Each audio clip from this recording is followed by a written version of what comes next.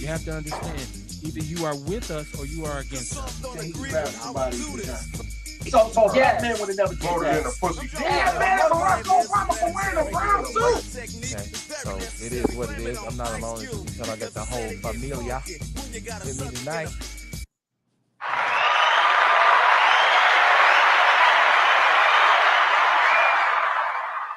Yes, y'all. What it do? 414. Stand up. It's your boy, Kevin Barnes, the militant with a microphone, the mouthpiece of the movement, aka the Negro Whisperer.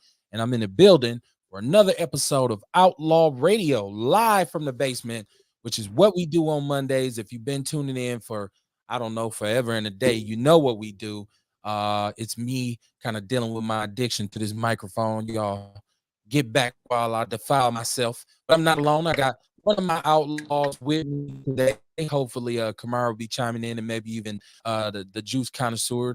I know she was on her birthday holiday, so we'll see. But I got my partner with me, new to the Outlaw family. I want y'all to give it up for my brother Rail. What's going on, man? Oh, man, just blessed to be here. I appreciate you having me again for another episode. I really enjoyed myself last time. Oh, yeah. And like I said, y'all give it up for the brother.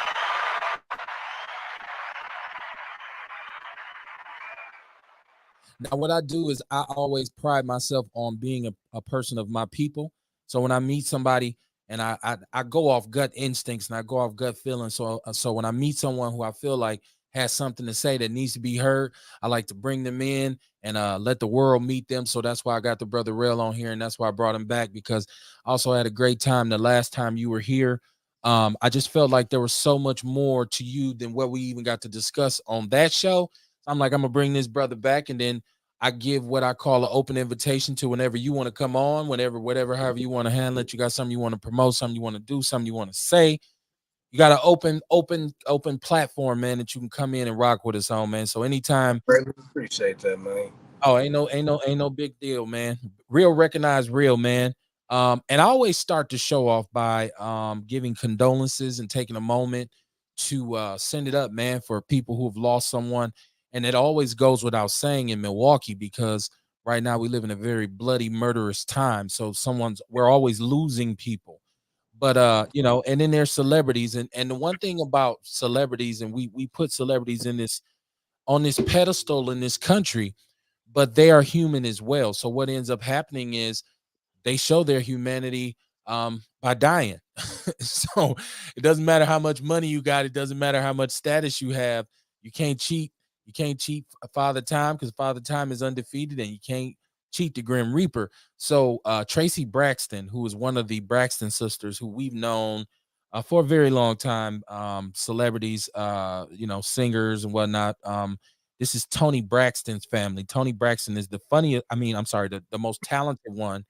I said funny. She is the most talented one and the most famous one that we know. Out of that family, Tracy lost her battle to esophagus cancer. I don't know how to say it, y'all. Esophageal cancer.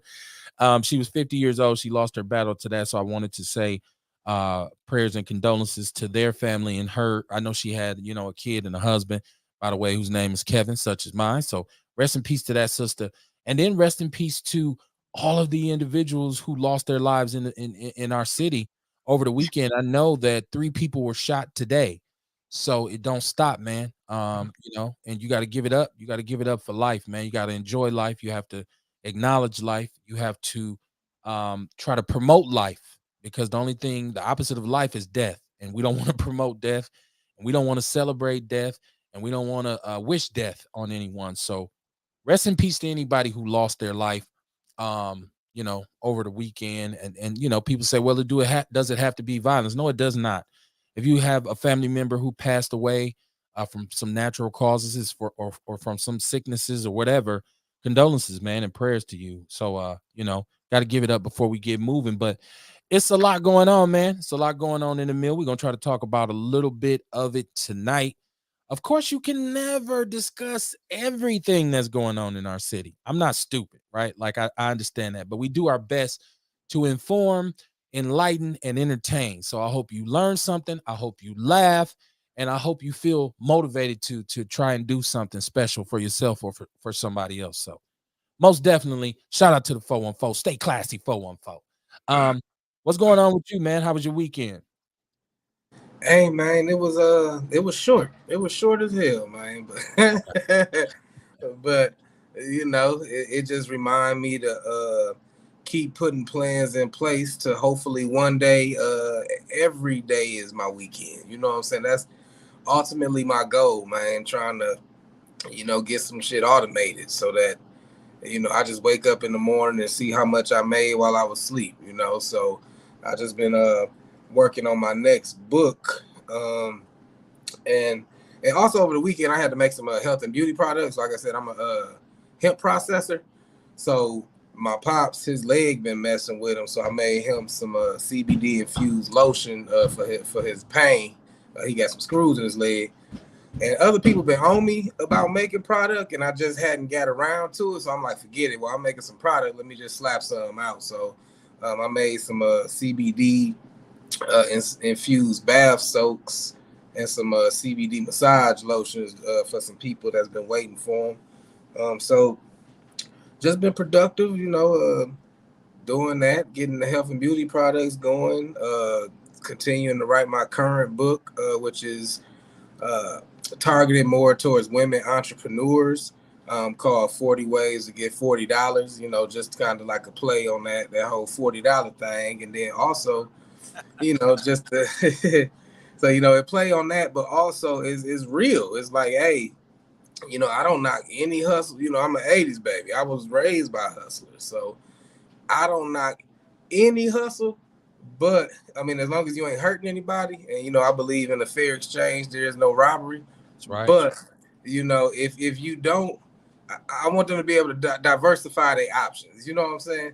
If they do decide to do that, I want it to be because they just want to do it or like to do it, not because that's the end all be all. So I got 40 ways for women entrepreneurs to make money from home using a smartphone. You know, I got some ways for professional women who might currently have a degree in business administration or something like that. She may want to look into being a virtual assistant, you know, where she's doing remote work or, you know, things like that, remote secretary. I mean, there's people, you know, there's ideas for women who are like millennials who, you know, they might have 3 or 4 Facebook pages and and 2 Instagram pages. Well, now you a social media content manager.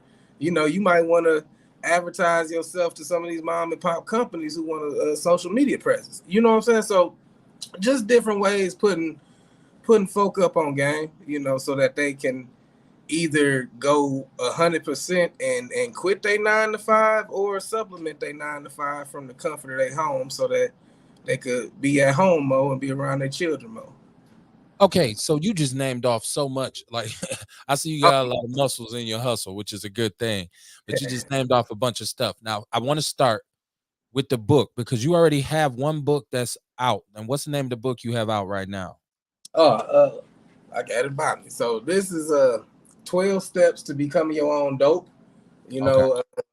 This is my book on the 12 things I did to get my mind, body, and soul right. You know, 4 things to get my mind right. Manage your attention because your attention impacts your perception. Your perception affects your feelings, and your feelings determine your behavior. You know, so that's 4 of the steps right there. With that, then I got a gratitude journal.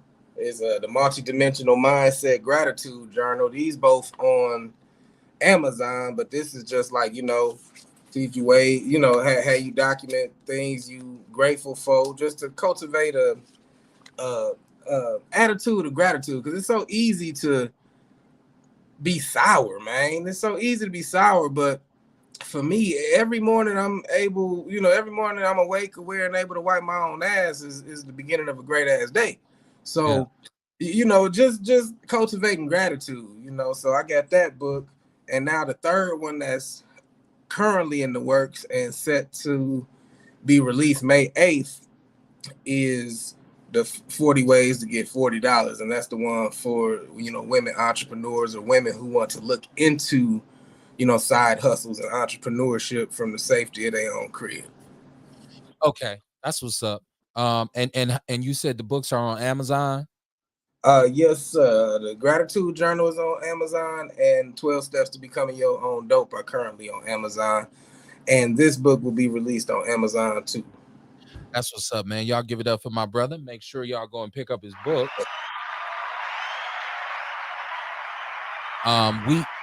We ride or die by the mantra of do for self.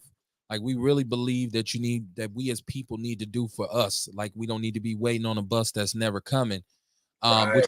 Which is what I do with the People's Network. Like I get tired of watching news that I feel like it doesn't represent us or it doesn't respect us. And I've said many times I feel like the mainstream media here in Milwaukee is chitlin circuit at best. So what do? I do my own program. I do Right. my own dissemination of information. And you can check us out tomorrow. Myself and my brother Larry Purdue, Coach Tank. We do the Big Black Sports Show on Tuesdays. We got a lot to talk about this weekend, by the way. But that my brother Tank has a book as well called Fullback, and so you can get his book as well. It's just all about positive vibes for me, man. I just feel like I need to. If you want to be great, you got to surround yourself with great people, right? So like like I always say, no negative vibes, man. Monday, Tuesday, Wednesday, and Thursday, we're on here. The People's Network. Like I said, tonight is Outlaw Radio. Tomorrow night it'll be the Big Black Sports Show. Wednesday night there'll be another episode of Outlaw Radio, and then Thursday we will do Outlaw Nation. And shout out to Kamar Carter, who's normally here. He was with me last Thursday on Outlaw Nation. Great show, man. It was a great show. I had a good time, man. But I always have a good time with my brother. But on there, it's just a little bit more loose. We just, just let our guards down some because I try to be really pointed and I try to be really purposeful when I do Outlaw Radio. It's usually topic based, and I'm usually talking about things that apply to our community that are very, very heavy. And so on Thursday, sometimes I'm just in a dumbass mood. You know what? And then what was it? Wednesday? The funniest shit. And I probably shouldn't tell this, but I'm gonna tell it anyways. On Outlaw Radio, I was, and shout out to Robert Miranda because Robert Miranda came on Outlaw Radio last Wednesday. Did a great job talking about the water, updating us with the water. Shout out to Fresh Water Life Action Coalition. But I did the dummy, man. I ate some edibles, right? Okay. Listen, I am a strong proponent of smoking and doing whatever it is because I believe in the medicinal powers and the therapeutic power of marijuana, right? Right. But it's just something about edibles that just does not function correctly for me. Like it's almost like a trip that I don't want to be on. I don't know if you've ever been in the car riding with somebody and you just want to get out. But it's right. For me, I'm just not good. If I can find the right balance and eat a couple, and then I'm good. But if it's one too many, and I'm stuck on stupid.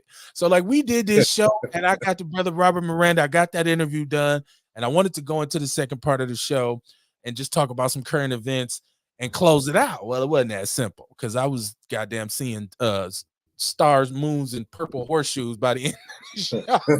And if you watch it, it's hilarious. Like I had a lot of my partners hit me like, Kev, man, what the hell, man? I'm like, look, man. That shit is nothing nice, man. So, be careful out there, man. As the people say, Kev, the gummies is where it's at. The edibles is where it's you know what? Let me do it old fashioned. Like let me stick to the old fashioned, just light it up type shit. Like I can't really that must be some young people shit that don't agree with my guts. But shout out to Robert Miranda. I'm glad I got his interview done. It was a great interview, about an hour long. Just like all the rest of the shows, it's archived. It's on my personal page. It's in the People's News Network. So you can go back and check that show out. Hit the number, hit that Cash App. And get in the chat room if you want to rock with us tonight on Outlaw Radio. We're gonna talk a little shit and get some stuff aired out, as they say, pontificate, if you will. This is a crazy year, right? Like because we ran into what was a special election. So I wanted to kind of start off by talking about something that surprised me, but it didn't surprise me. Okay. And I'm going to explain why it didn't surprise me. I'm going to explain why it did surprise me. You just kind of chime in, my brother, and let me know how you feel. I'm a microphone whore. Like, I'll stay on this microphone all night. So you just, when you got something to say, you got to, because Kev would do it, right? Like, so, but okay. So I wanted to start out with this story. Like, I was looking right when we got ready to get off the air last Thursday. I seen an article, and it's in the People's News Network, of Alderman Ashanti Hamilton endorsing Bob Donovan, right? Like, so, some of my people are not necessarily political pundits. They're not really into politics, and I get that. If you're not, you're not. It is what it is. But I'm just one of those dudes who keeps an eye on it, because I pay special attention to policy and procedure, and I'm also somebody who believes in the power of legislation, because to me, right, and then you can agree or disagree, anybody out there, I feel like we need the right legislators in place to create good legislation, because we can march, we can sing, we can protest, we can do a lot of different things, but nothing moves, right? Unless the laws change. Now, there is one other way, which is an economic boycott, which I just really don't think black people are ready for, because we're consumer whores, myself included. I work my ass off to get some money, and then I bust my ass giving it back to where it came from. I was making bread, right? Like, so I can't, I'm not even like just dissing, like, I'm not even on people like criticizing them, because I'm, I'll spend some money too. But I feel like legislation is important. So, and where Milwaukee is right now, I think we really need some strong leadership. Now, Ashanti Hamilton is a black man. Cavalier Johnson is a black man. Bob Donovan is a white man, a South Sider primarily, what I would define as a greaser, conservative Republican. I cannot knock what he had going on the South Side. Now, if you know me, you know my background has been in social services and education for the last 20 years.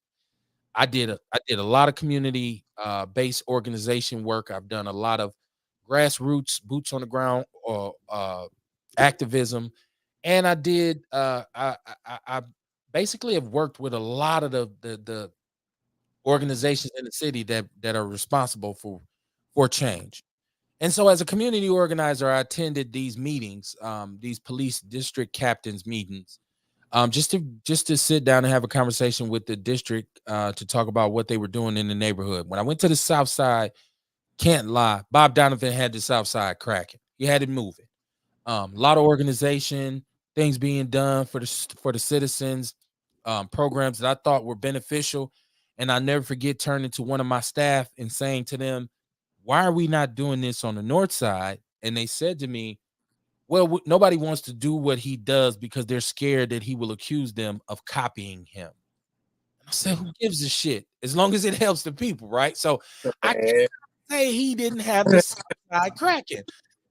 That's not to say that I want this peeping Tom as my mayor, right? Because we know it's documented that he was caught downtown looking through the peephole at some boys, and he received a ticket for it. So you said, "Kev, you ain't got to bring that up." Well, I think it's all relevant. So I was surprised that Ashanti endorsed him, but then I thought about what's been going on the Common Council for the last, I guess, year or 2 or 3 years since Ashanti gave up the presidency. There's a rift. And Ashanti basically stated, for a lack of a better purpose or term, he basically said he felt like that Bob Donovan would do a better job because of his experience, and that he knew what issues faced the city, and he felt like he'd be good at dealing with those. Um, Cavalier Johnson's spokesperson had a very interesting quote. She said, "Hell hath no fury like an alderman scorned." Right? Like, so we know that there's a little bitterness for, between even the black aldermen on the Common Council. I'm not so sure that they have the solidarity that they need. And that's, I guess you can say that's accurate because of the lack of movement over that. What has the Common Council really done? Okay, don't say they extended Martin Luther King 5 blocks down to, I don't want it. Don't please don't tell me about that shit. Like, come on. Like, so I just looked at it, I thought it was weird, and especially because we had come out and said that this election would be a battle between black people and white people, right? Black people with Chevy, white people with Donovan, South Side versus North Side. Of course, I'm not, South Side has changed a little bit demographically, but for the most part, it's still a white enclave. And that's that long running joke. Like, what is the shortest bridge in the world? And they say the 16th Street Viaduct because it connects Africa to Europe. That's an old Milwaukee joke. I don't know if people are up.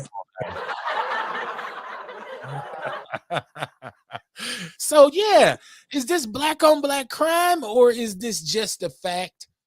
I use that word loosely, but it's just is there something to the experience Donovan, because he was an alderman a lot longer than Cavalier was, and people say black people have a problem with Cavalier because they say he was Barrett's lapdog. So how do you feel about this? A black man publicly endorsing a white man over a brother. I mean, you know me. With that, I would say who, I would have to look at policies and see who I vibe with. Like me personally, I don't care about color because I've seen them assign folk that look like us in position just to do us worse than any of them did us in position. So, all skin folk ain't kin folk, you know what I'm saying? And I damn near just watch the motherfucker who get in office and ain't gonna be trying to mandate any kind of jabs or anything. So it's like, I don't care what color he is. If he ain't trying to mandate no jabs to go to restaurants, he got my vote, Okay. And I hear you. You made a great point with all skin folk ain't kin folk, right? Like, and I know that to be true, right? Like, so there are some black people who become pawns and they become gatekeepers, right? And I don't know for a fact if Cavalier is one of those individuals because I don't know him personally, and I'm gonna be honest with you, I hadn't paid a lot of attention to his politics over the years because he was kind of like that little dude who and from my circles, I got a lot of circles of people who are involved downtown. As a matter of fact, I get a lot of information on what's about to happen before it happens because I'm just, I'm connected with some people downtown and they respect our platform for what we've done in the past in terms of making sure candidates were heard and talking to leaders in our community. So there's some people who respect me enough to shoot me information a lot of times. The only caveat is, hey, don't say nothing, Kevin. So it's like, all right, I got you. Right. Well, so I've heard from inside people that, Cavalier's policies are very closely related to Mayor Barrett's and that they are very similar. Like even with Robert Miranda, who was on the show talking about the water the other night, was stating how Cavalier was still just kind of holding the flag for Barrett's the way Barrett approached the water situation, right? Because Barrett wanted to basically say that it was mostly the paint. Now, is it the paint? Is it the laterals? I think it's a mixture of the two, right? But I don't think one cancels out the other. So if there's two issues, address them both. Don't say, well, we ain't gonna worry about the laterals, we're gonna go after the paint. Or we ain't gonna worry about the paint, we're gonna go after the laterals. Let's come up with a comprehensive program to address it all, right? Like, because if lead is the enemy, let's keep lead the enemy. Right. But I think we get lost in the sauce sometimes. I always talk about my people, and I love my people. So I'm a proud man of color. And I love them too, man. And that's why I write books. And it's like you fuck with Robert Bernays. I don't know. I'm not familiar with that name. Oh man. Hey, I seen some stuff later on, but Robert Bernays was the nephew of Sigmund Freud and one of the very first people who developed public relations. But basically, he mastered propaganda. Okay. If you dig a little deeper, he's the reason when we think of breakfast, we think of eggs and bacon. He's the reason women smoke cigarettes. He had them convinced that they were proclaiming their equality by calling them torches of freedom. But really they was just expanding the demographic for Lucky Strike cigarettes. Right. So we gotta understand the average person. Like, I'm a nerd, man. So I've always enjoyed sociology, psychology, theology. Like, I want to know why people believe what they believe, why people do what they do, how people interact with each other. I'm a lover of people. So those are things I dabble with. And when you understand like psychology, like Edward Bernays even said, an individual is rational and sensible, but the crowd is a mindless machine. So when you learn how to manipulate the crowd, and the easiest way to control anybody is to get them in their emotions. Because once you get them in their chest, they officially out of their head. There's no reasoning with nobody. There's no breaking shit down. They just, I'm mad. Tell me who to be mad at. And for the last 2 years, that's what we've been dealing with. Just manufactured outrage. So we always been hit with the spinneroonie. You know what I'm saying? So we don't dig deeper into shit that we, like you said, they might have extended MLK Drive. They Malcolm X said they gonna do stuff like that. It's almost like an inside joke to them. Let's put Harriet Tubman on a $20 bill while we moving towards a cashless society type shit. You know what I'm saying? Yeah, type shit. Yeah, and that, no doubt. And you are, look, real beautiful point, right? Beautiful point. Yeah. But unfortunately, and this is why my book, man, this is why I break down emotional intelligence. Because when you can get out your emotions and logically think, you can see, like the book 48 Laws of Power. It's a book everybody need to read. And people always told me, hey, 48 Laws, real, you a very intelligent dude. You gonna love 48 Laws of Power. And I read it, and it a lot of it was like hoe ass shit to me. You know what I'm saying? Like, to me, it's like how a hoe ass dude to move. Okay. But at least by me reading the book, I can now identify when somebody trying to hit me with the overlay for the underlay, because I know the tactics. Okay. So I think us as a people, we need to learn emotional intelligence so that as soon as our emotions are struck, we not out of our mind, literally type shit. Right. All they got to do is show a black person get killed. All they got to do is like even with this Ukraine shit now, we went from hearing the daily death toll of COVID to the daily death toll of Russian bombs. There was no fucking halftime show, no intermission, no let's go out to the lobby, none of that. They just switched. Like, you know what I'm saying? So it lets you know that there's always a narrative for some, for some shit. Like, so I think us as people, we can't really fault us, because we've been fucking there's been a whole system set up to keep us half crazy and with one foot in the grave. Yeah. Every nigga got PTSD or high blood pressure. You know what I'm saying? Like, a sick people out of their mind can't resist or fight, and they've been doing very well with keeping us sick and out of our mind.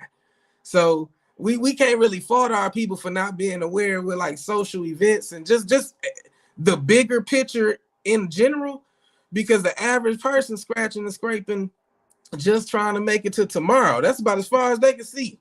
Yeah. And shout out to Lisa Mueller and Seduction Doll in the chat room. I see my boy Aaron Brown. I see all y'all in the chat room. Shout out to y'all. Make sure y'all get involved in the conversation. You just you just made so many good points. I damn near don't even know where to go back at. Like, and that's and that's something that's not normal for me. It's like, damn, Kev speechless, and nigga never shut up. But no, so just like the crowd, the mentality of the crowd, like that right there. When you talked about that is powerful to me, because I have never been an individual, even in my street days, like even when I ran when I had a neighborhood affiliation, I did not think along the lines of everybody else. And I did not allow myself to be manipulated by the group think. I was always one to say, hold on, man, wait a minute. This shit is dumb. Before we do this, let's talk about this, right? Right. And so I think right now, especially with social media, especially with the internet, um, especially with television and these what they call influencers, it's very easy to get lazy people to kind of go along with the flow because Right. a lot of times people just don't want to do the research. They just don't. And Right. and I kind of get it because I know we work these jobs and a lot of times the jobs are debilitating and depressing in some regards and physically taxing. When I come in the house, turn on the TV to my show, some dumb down. I'm gonna turn on some reality show, kick my feet up. I'm gonna take a sip. I'm gonna take a smoke. I'm gonna do whatever Right. my vice is. I'm gonna do that. I just want to rest because I got to get up in the morning and do it all over again. So if I say, "Well, what's going on in Russia?" What do? I turn on the TV. I get on the internet and then I look or I go to my go-to source of information. So if it's CNN, if it's Fox, whatever it is, I'm gonna Yeah. go to that.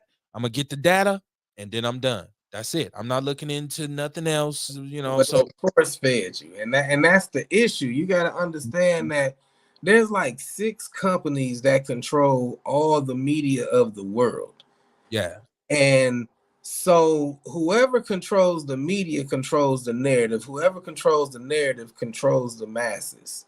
So that's why they were so heavy on that shit. Like, man, I spent the last 2 years in Facebook jail just providing facts.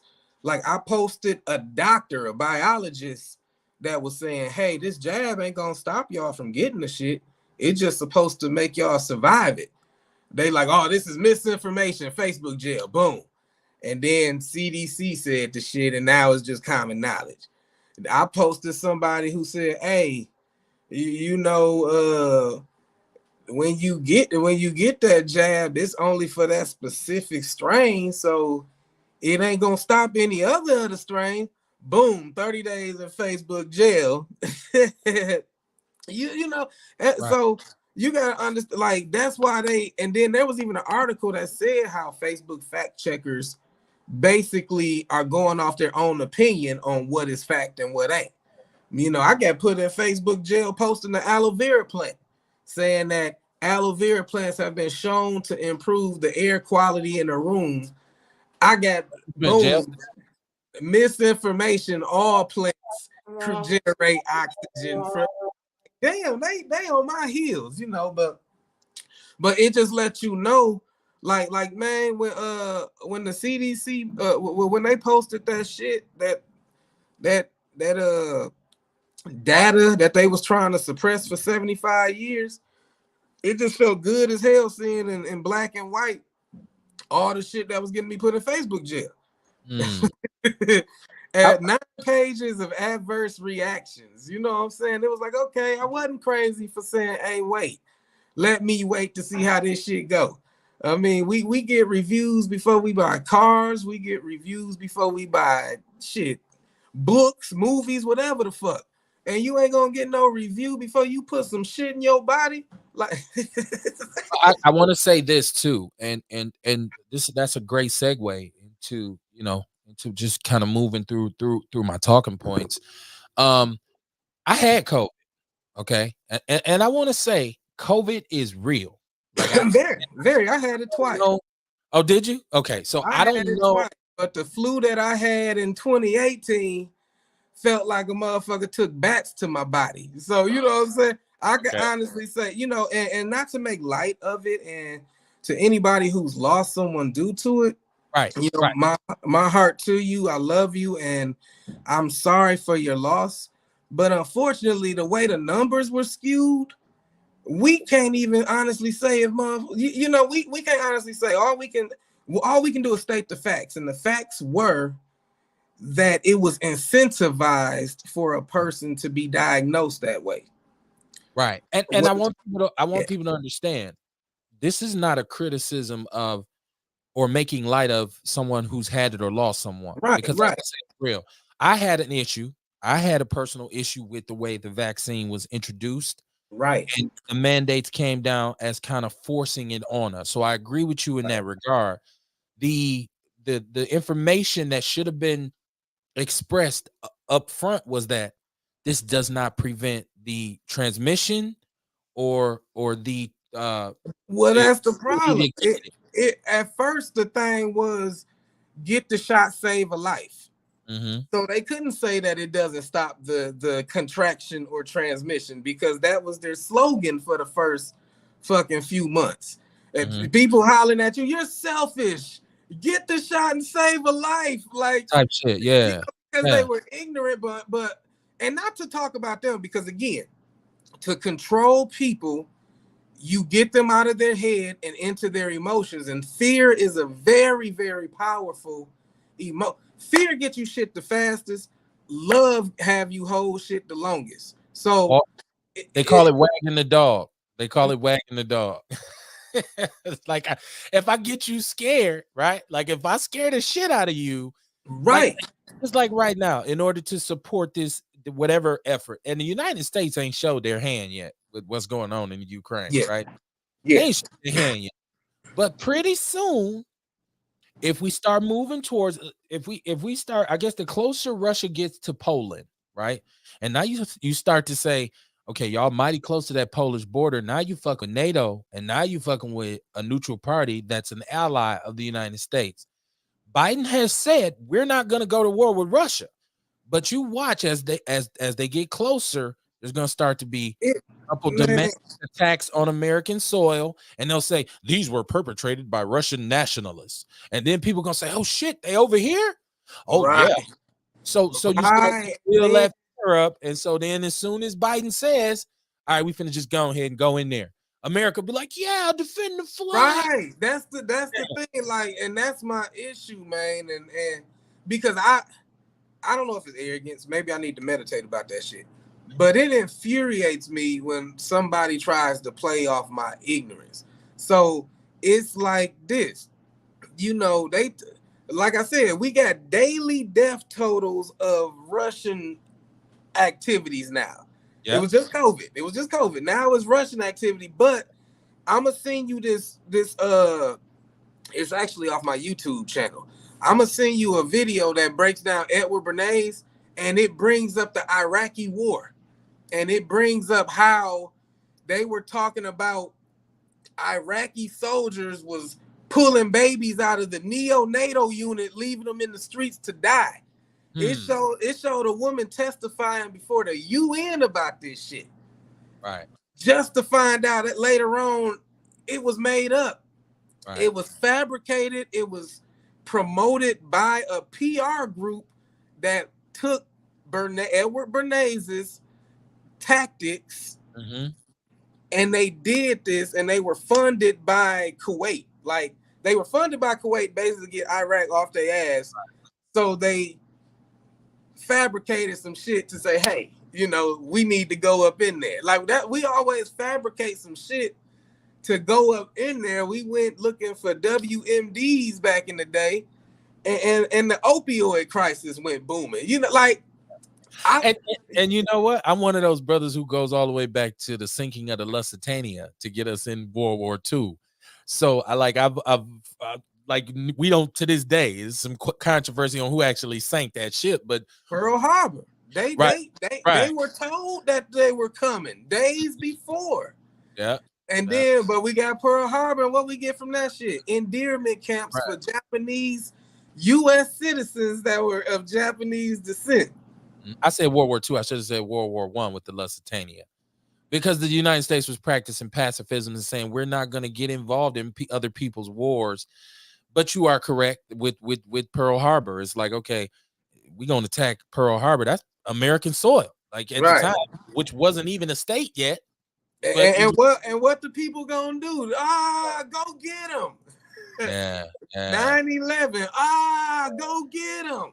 Like, it is what it is, but like I said, you let people just, let people believe what they believe. It's just for me, I've always been a person who just sit back and observe.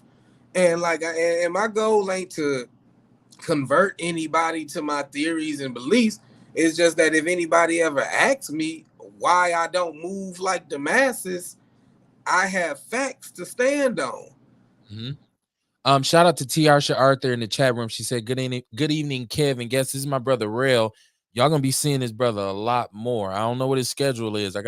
I'm in my head, I'm over here thinking like, hey, we got to get this brother on here. We got to figure out his schedule. Like he's earning his outlaw patch, his outlaw radio. He's earning his patch. So y'all get used to seeing this brother. It's my brother Rail. Seduction Doll said, very real. She said she had COVID once after 2 years of never getting it. And shout out to Paris LaShawn from Denver, and Seduction Dollars in Denver as well. He said, good evening, Outlaw Radio's brother Shay and Kruma from Frontline Black News and Shabaka's Black Experience in Hand. Shout out to Shabaka. I've been on Shabaka's show a couple times. I had a good time. I love to go on Black platforms and have Black conversations. So y'all, by Dr. Kaba Kamene, the Shabaka Stone, and I got Spirituality Be Before Religion. I actually went to go see Dr. Kaba Kamene when he was in Chicago this summer, and I gifted him one of my books and signed it for him, and he signed his for me. So it was a dope experience, man. So that's what I think of when I hear the Shabaka or Shabaka Stone. Yeah, I just want people to be aware. Like, okay, so and it started with us talking about Ashanti, obviously. So if you're just tuning in, it's Outlaw Radio. It's live from the basement on a Monday, which will be changing pretty soon because I'm retooling. I've been in the process of retooling for a couple of months. Y'all see my surroundings now. So if people been listening or watching this show for a while, they know this is not where I'm normally at. I'm normally in my studio. Right. I had this whole thing with this herniated disc in my neck and had to get it taken out. Basically, it took a piece of my spine out. So it affected my mobility. So it was a little bit more difficult for me to get to my studio, but I'm going back. So I will be back in the Chocolate City studios pretty soon. I'm gonna say about 2 weeks. Give me 2 weeks because I'm making some changes down there. Just upgrading stuff. All new equipment, all kinds of different stuff. That I've done with Outlaw Radio, because we've been on, and I thought about it because we've been on about 6 or 7 years, and so I thought about it one day, like my studio looks the same as it did, like 3-4 years ago when I started going visual. So I just made some changes, so that's coming. So, but also we won't be as the end of the pandemic comes, because we used to all be together in the studio for the show. When this pandemic came and my wife was like, look, nobody in my damn house, right? Like, so I started doing it virtually. I started doing the show virtually. And but as the world opens back up, hopefully, God willing, I can start using my studio, open my studio up a little bit more, and start bringing people back in. But that's coming. I just want to throw that in there just for people who tune in like, God damn, Kev, where's the Outlaw Radio studio? It's still in effect. I just recovering from this whole thing with my back. I had to adjust. But so you just made a great point about groupthink and about the fact that if you really want, and America moves like that, right? Like, because I talk a lot about why marijuana is illegal, right? And I talk about Harry J. Anslinger, and I talk about the panic and the craziness that he created in the movie Reefer Madness. But the main thing in that was they put it on the backs of black men and said, hey, Right. when these black men smoke this reefer, they want to have sex with white women, right? You ever seen the documentary Grass is Greener on Netflix? I've never seen that one. Please check that out. It's actually narrated, and it's actually Fab Five Freddy's documentary. It's called Grass is Greener, and he busts down the connection between marijuana and jazz, because that's what happened. Yes, they was. I may have seen that.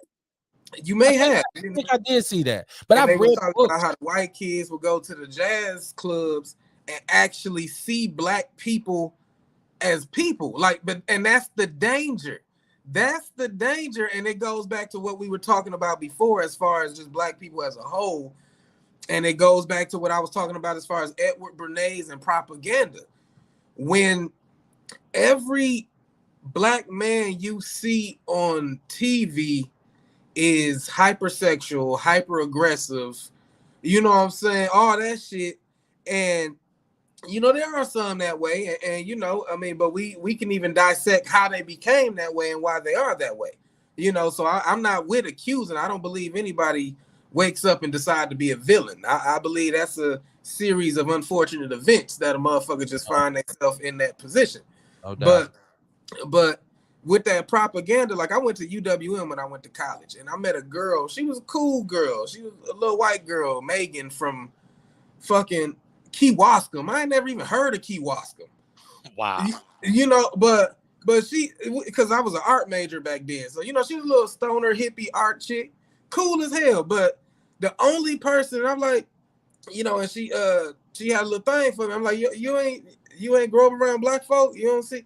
Only black person they had in the town at Kewaskum at the time was one of them black boys that, you know, hang with, Right. the permed hair, the choker on his neck, Carlton. and he was known for a long coke nail.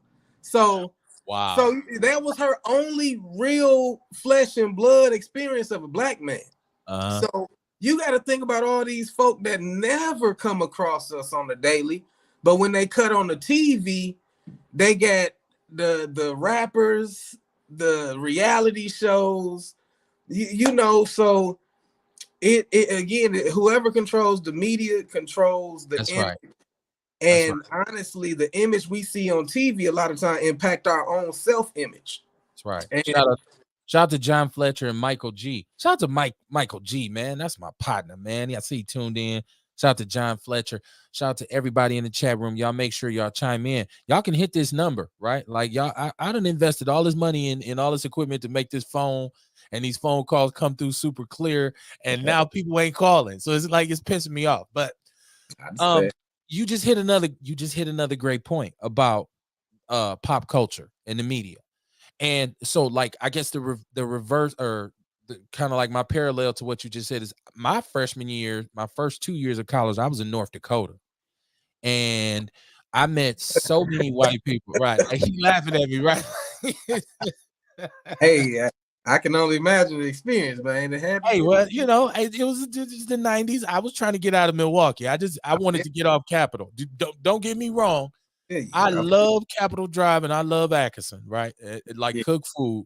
But at that time, I'm talking about 1994.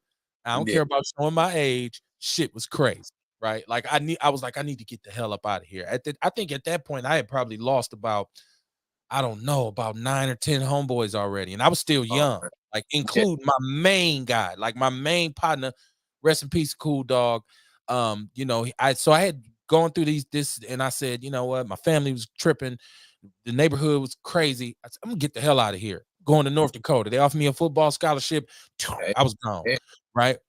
And I got up there, and it was the greatest culture shock I've ever had in my life, because I started to meet white people who had never been around or encountered a black person in real life, only on television or maybe in passing. Now, at the time, I was more stereotypical because I had the fro, I had gold in my mouth, I stayed sagging, I kept my hat bent because I was representing. I was just a product of where I was from. Right. It was intelligent, but you had to kind of still a lot of layers to be chipped away. So, but I met, like you said, so many white people who had never, and they were honest. A lot of them were saying, I've never really had a conversation with a black person before. Right. They were so fascinated by the word motherfucker. Like that was the first thing. And then it was, you have like gold teeth in your mouth. Like, let me see. And after a while, I started to say, hey, this shit ain't funny. Right. They ain't laughing with me. They laughing at me. So, but that media, they had seen Snoop. They had seen Dre. They had seen LL. They had seen whoever was a celebrity at the time, Michael Jackson, Prince. That was who they thought Michael Jordan, that's who they thought black people were. Right. They had no idea that black people have this kind of really diverse, deep kind of variances. Like I say variances because people say stuff about black people all the time and say, if you black or if you don't do this, you ain't black. And I'm like, dude, get the fuck out of here. Because like it's like you can't even box blackness in like that. So you are entirely correct. It affects, and that's why I'm so conscious of the images that they put out of us. It's one of the reasons I do Outlaw Radio, because I see a lot of imbeciles in the mainstream media. I see people all the time. I'm gonna go ahead and say it. I see cats all the time who ain't got the talent of my pinky finger with $1 million deals, on the radio, millions of views on YouTube. And I'm like, damn, how this dude really did a whole show about nothing. And Well, he got millions of views.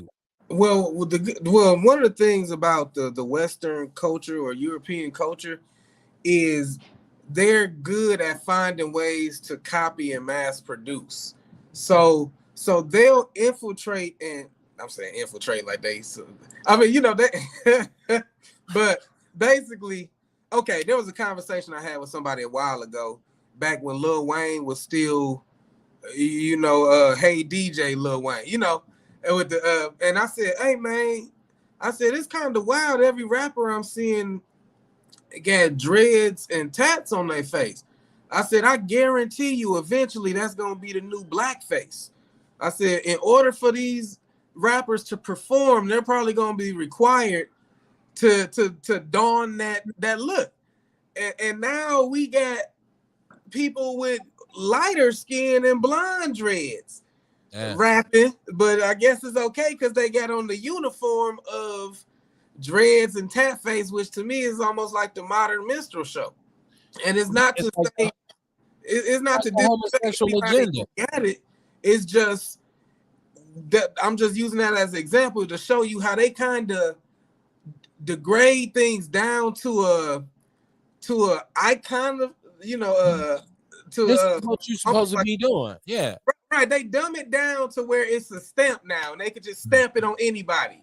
It's like got the a red homosexual like agenda. face stamp, and they just stamp it on the next artist to mass produce. And then the artist is out for 2-3 songs, and you forget about them. And but the company that made their money, you know. So right, it's like the homosexual agenda now. Like if you watch it now, and once again, I do not prescribe to the theory of being homophobic for myself, because I'm not. When you say phobia, that indicates fear, and I do not fear homosexual people at all. But I think right now the media has made a concerted effort. I did a show about 3-4 years ago called No Vaseline, the force feeding the homosexual agenda, right? It was one of my most controversial shows. People thought it was about bashing homosexuals, and it really wasn't. It was really about the attack on heterosexuals. It was really about the attack on straight people. And in particular, when it comes to black men, black masculinity has always been perceived as a threat in this country. Our virility, the way we as black men, the way we conduct and carry ourselves has always been threatening. So what do? What you do is you make that masculinity toxic, or what they call toxic. So now any black show, and I don't care what you're watching, it could be a cartoon, it could be anything, there is a gay black character, and usually they are over the top. And it's like you said with Lil Wayne, because I also noticed the trend for the tat. I feel like the tattoo thing goes back to Tupac, because once Tupac put Thug Life on his stomach, we went crazy with the tattoos as people. But it was a black thing, it was a hood thing, and it kind of just expanded. But right, I ain't knocking it. It's just no, not at all. Side, they take a look and carbon copy it and find a way to make their money off of it. It's what's called cultural homogenization. And so like even with the homosexual thing, like, so I'm watching this example. I'm watching Homecoming, which is a spinoff of the show All American. I don't know if people watch All American, but it's about a young sister who goes to an HBCU in Atlanta. And one of the main characters is a black man, a young brother in a wig, but he got his whole goatee in place, right? Okay. He dresses like a female. Obviously, he's homosexual, which is not a big deal. But my thing is, why would you put that wig on him with his goat? Like, it's almost like you want me to react. Like, you want me to say something, or you want us to say something ignorant so you can say, no, you're wrong. You're homophobic. You're transphobic. This is how you should be. And I feel like that draws more young black people in. I don't think young people should be forced to decide on sexuality. Like, if you 8, you shouldn't be deciding on sexuality. You shouldn't be saying I like boys or I like girls. You just learned how to wipe your ass. You just learning how to take a bath regularly and brush your teeth. And I feel like they feed that to our kids when people say, I knew when I was 6 I was gay. And for some people, that might be true. But I don't think they do a good job of saying he's or she's an individual. You get confused as a youngster a lot. That's what being young is. You say, well, what is that about? And for something as powerful as the media, or maybe some celebrity that you look up to telling you, hey, you like boys? It's okay if you do. It's okay if you like my father. I'm grateful for my dad because my dad was always there to be that other reason, that voice of reason to say, hey boy, listen here. Fuck what they talking about over there. You are a boy, right? You a boy, Damon. So it's just like, so if you don't have the right influences around you, which Right. more often than not our young brothers and sisters don't, we end up confused. And I look at us right now as a nation of confused black people. Yeah, and just like you said, well, like I said earlier, we pretty much okay. So in history, usually an oppressed people exhibit their oppression in two ways. They either the males either become effeminate because it's safer. You know, like even their mothers would teach them how to like you know we think about the slave days where you know a lot of times your mother kept you in line so Mhm. you didn't upset master because and she meant well. She didn't want her baby killed or sold off. So sometimes, so you know, it kind of weaponized some mamas against us and keeping us safe, I guess, in their mind. So one thing, so that's one thing. Usually, there's an effeminization of men because the manly men are killed off or jailed. So the women seeing that help to mold their children in their other male children in a less threatening way so they don't suffer the same fate. The second thing is usually in oppressed people value features that make them closely resemble the oppressor. So you know, so two different things. We get effeminates and we get, you know, like the colorism type thing or your nose too wide because you know, Right. so but those are like telltale signs of oppression, you know, and we've been facing shit for hundreds of years, and then you also got to factor in. I mean, like you said with the TV. First off, and that's why I really don't fuck with politics. But with the TV, first off, the politician is for the highest bidder. It's for the people that are actually going to come together as a solidary unit and fund the cause. Like you were saying about how black people need to organize. First off, we need to before we can even organize, we need to figure out what we're going to organize under. Mhm. You know, black. You know, I call myself black, but black is not a nation, and we get upset when we feel like we being mistreated and overlooked, and honestly, it's because we have no leverage because we don't even have a nation yet. You know, and that's what a lot of the Moors be talking about. You know, so we have to come together and figure out what the fuck we gonna call ourselves and our you know how we gonna move, and then we need to go before the politics. But to the TV, they done handled the politics. They came together, they paid the cost to sway the boss, and now they got all kind of legislation and all kind of things to you know make shit more comfortable for them. And like I don't knock any who you fucking is who you fucking. I don't Right. give a fuck. You know, you ain't fucking me, so I Yeah. don't give a fuck. Like, Right. but you know, but they bust them moves ever since like Obama. You know what I'm saying? They Shout out to Erica Veal in the chat room. She's commenting. She was talking about she works at a hospital and kids are coming in there as young as 7 saying they're transgender. She was saying they use mass brainwashing through TV. Shout out to my homeboy, Joey Phillips, who basically raised me. I always say knee high to a flea. Joey just lead me around. Was basically the OG of our neighborhood, buddy. yeah.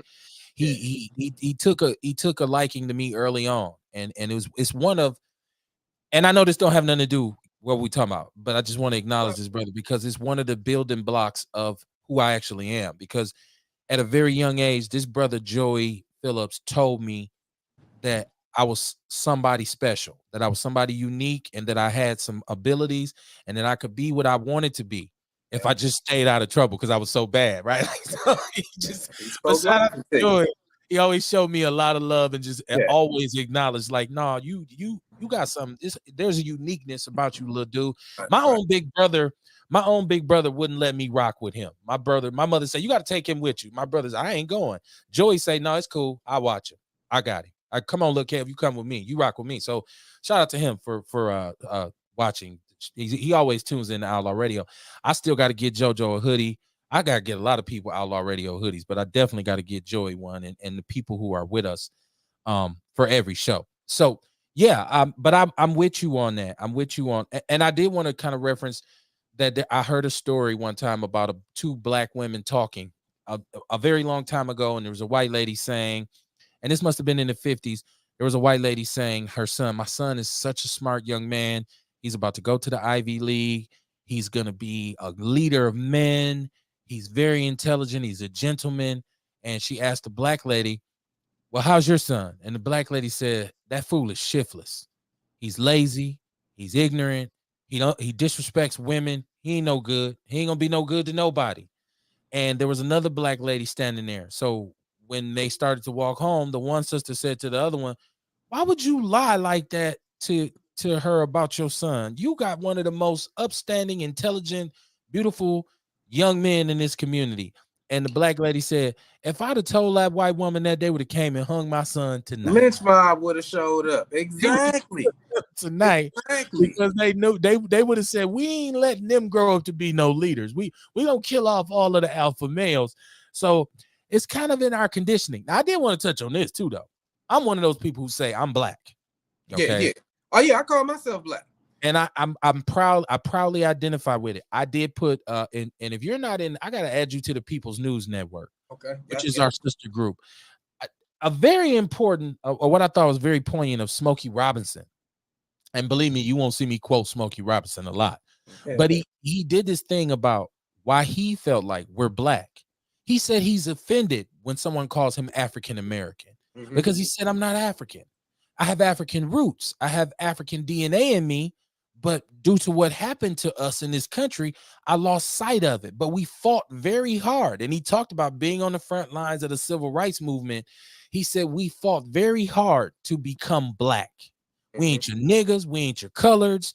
We ain't your Negroes. We ain't none of that. We are black people. And he said, I take a lot of pride in it. Now, my mom, who was a sharecropper in 1940s Mississippi, one of her most strongest points that she made to me growing up was she was black. And she said, I'm black. I ain't no African American. My mom said Afro American, my ass. I ain't no Afro nothing. I am a black woman because I fought to be a black woman. And that's what and I get to choose what I'm called, and I choose to be black. So she felt like that's what we should be called. Now, I do understand. Here's the split to where I do agree with you, and we don't have a nation, because you got a lot of black people who say, I ain't black. And then you have people like me who say, well, I'm not necessarily African. And my relationship with Native Africans is tenuous at best. They don't really give a shit about me. It's not like I can jump off a boat in Africa and say, I'm home. No, you ain't, motherfucker. Where you? Milwaukee? What the hell is that? Well, you know, Ghana actually, I don't know if it's still extended with COVID and shit, but Ghana was actually one of the African countries that was giving Americans like, hey, come on back. You know, we got programs to get you in some housing, land. You know, so some of them do, but no, me personally, I call myself black. I call myself a nigga at times. Like I don't give words power over me, you know, because I've always enjoyed etymology as well. You know, the study of origin of words, and even the word nigga, it comes from, we used to say it. We as black folk, negus. It meant king. You know, so it was. It's almost like my name Darrell. So that's like some special person start calling me Darnell or something like that, Daryl, and I start hating it. It's like, no, they fucking it up, man. You know what I'm saying? I'm still call myself Darrell.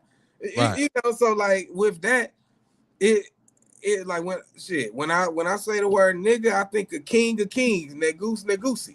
When I call myself black, I identify as black as the color that absorbs all light. It's the color of the cosmos. It's the color of fertile soil. It's the color of the soot that came out the Nile Valley that allowed for people to sprout there. You know what I'm saying? So I I got you. I can find the optimism in anything, but just saying that even with black, it's like I said, black ain't a nation. Like I am black, just like somebody could be Afro Puerto Rican or they black, they just Puerto Rican. Right. Like we could be black, but what else can we get behind as a nation? Like even with that bill that just got passed, that Asian and Pacific bill, hate bill. Yeah. And everybody was mad because it's like, hey, where's ours? Hmm. They got leverage. They got a nation. Solidarity. They got a nation. They got cultures. They got people to say, hey, if y'all don't give us what we want, we have a hand in trades and business that we can shut some shit down. You know what I'm saying? The crazy thing is, this is our country. Well, if you black, America is your country. It's ours. We built this shit. Shout out to Paris LaShawn. He said, I'm a foundational black American, a FBA. We built this country. and I always say the only actual racial identity or cultural group that was created by America is black people, right? Like, so when Italian people say, I'm American, I say, no, you ain't. You from Italy. German people say, I'm America. I say, no, you ain't. You from Germany.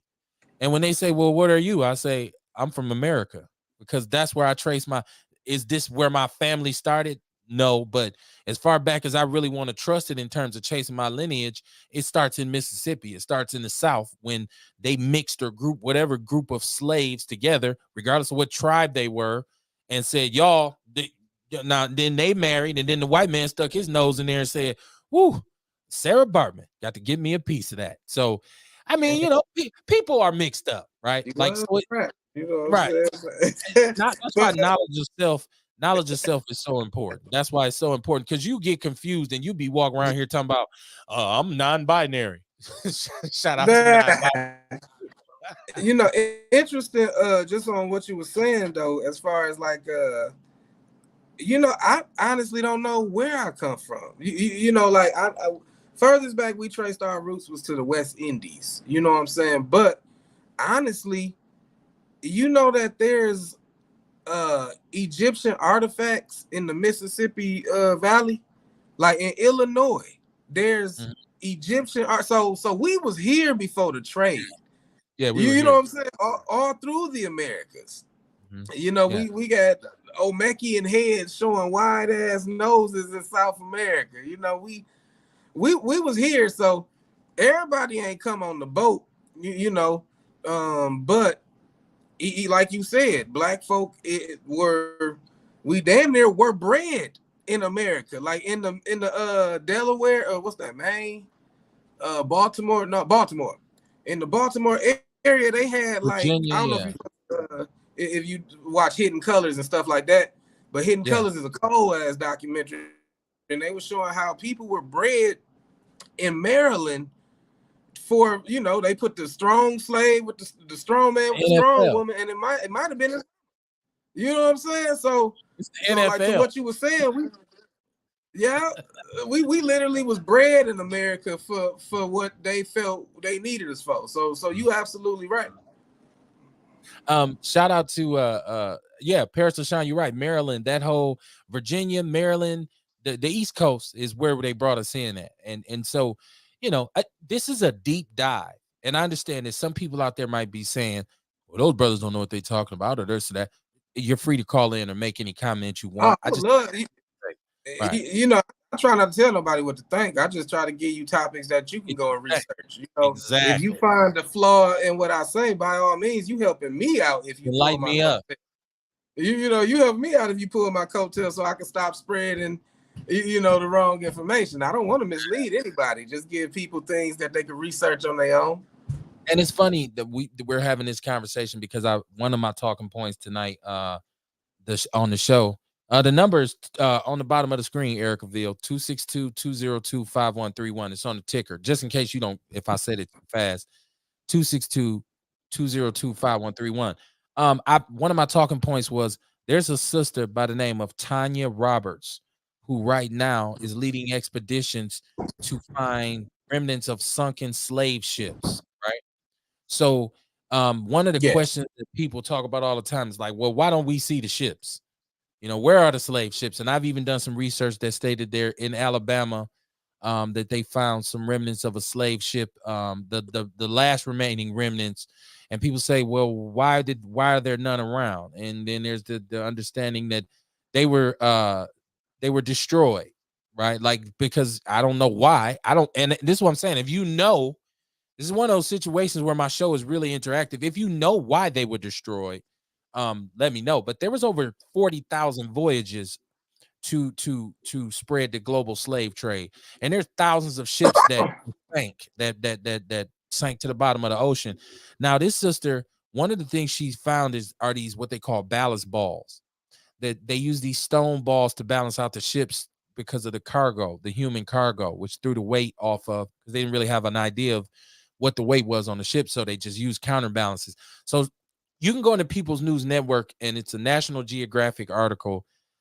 She's talking, and she's not the only one. She's actually training other black divers now, and they've made it a mission to start going on expeditions. And she said it's just something that connects her to her relatives, for her to be able to, because she's like, I don't know if some of my people were on one of these sunken ships. So Right.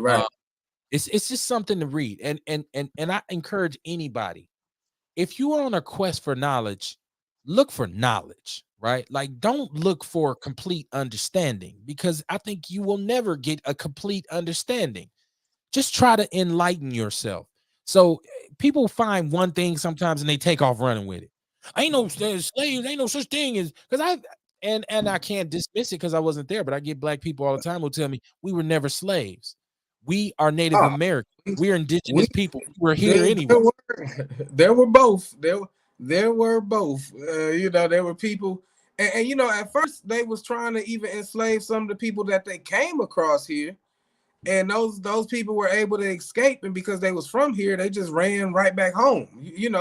So so I mean, there were black folk here. I mean, there's documentation from, I think it was like George Washington but there's documentation you could look up where like some of the first people here was like, we seen the indigenous people of America, and they darker skinned, coarse hair, no different than the Ethiopian. So there's different, just like America today has different demographics of different people. I mean, you had black people who've been coming here for actually hundreds of thousands of years. You got people who came across the strait that connected, Asia to Canada up north. So then you got the more Asian phenotype people who, look more like the natives that we see. But I mean, but there were so many people here in America just like there is now. Yeah. You know? I mean, it's when you show up at somebody's house and you walk in their front yard and you put a flag down and say, "This is my new shit." And they come out on the porch like, "Hey, what you doing?" You say, "This is my shit now." And they be like, "We was here already." You be like, "No, y'all wasn't." That's pretty much what America did. But they got it from where? Where did America get it from? The Bible. Okay. The whole Old Testament is justification of genocide and a kick though. You know what I'm saying? Hey, we took their land and laid them down because they didn't believe in the same God we believed in. So our God said it was okay because they didn't believe in them. But we kicked they dog. I mean, you know what I'm saying? Just to put it in modern terms, because if we I look at shit like the streets, like even when I look at politics, like I said, how we went over there to Afghanistan and then the opioid crisis boomed. You know what I'm saying? I look at it as like street moves, you know. So I mean, it's no different than me kicking in somebody though, taking their shit, and then telling the world, "Hey, no, it's all right. My God said I could do that because they didn't believe my God." Right. I mean, it's what they even came up with eminent domain and all these kinds of, and that's just another justification for me to take your shit. Right. So, and you know, manifest destiny. You know what yeah, I'm yeah, saying? go Don't out there and say, take yours, right, right.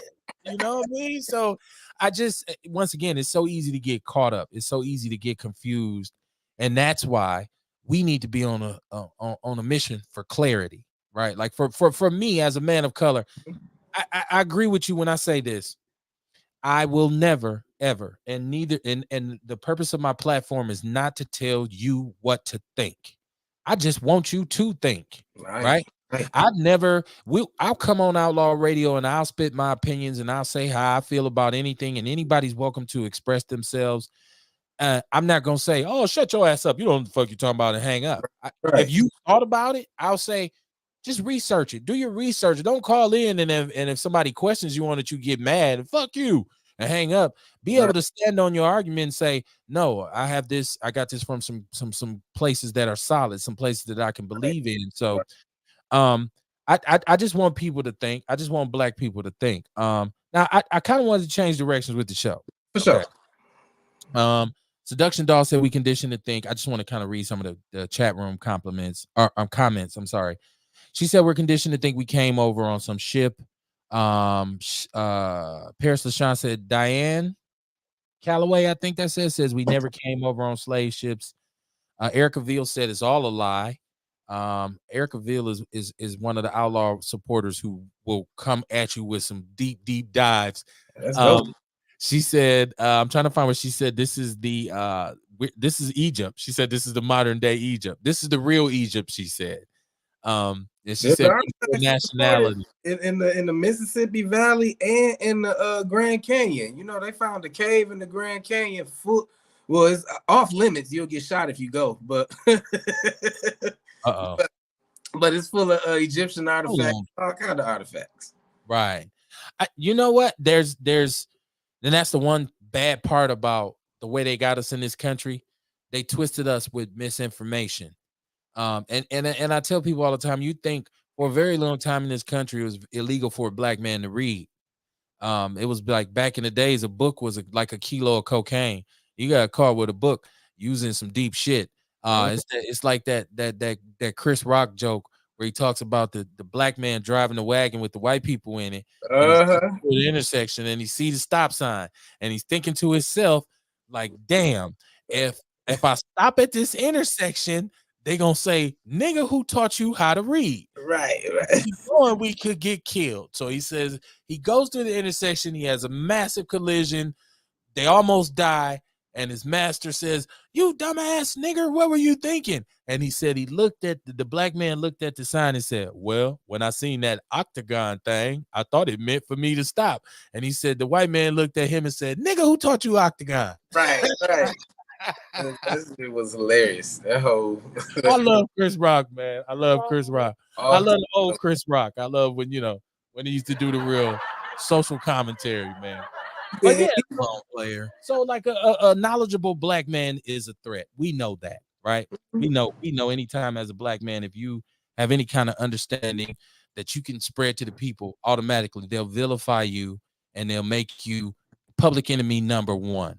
And that's something. And people say, well, things have changed. Have they really? Right? Like, so have they really? Like, step out here on the platform of honesty and accountability and enlightenment and watch. They'll skew your words. Look at Minister Farrakhan, the honorable Minister Farrakhan, who some black people don't like, but I happen to love. I think he's one of the greatest leaders we've had in a long time.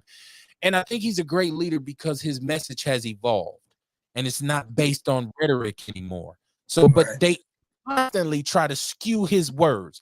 The good thing about him is he has enough influence and enough power to say, that's a lie. That's not what I said. Let's look at what I said.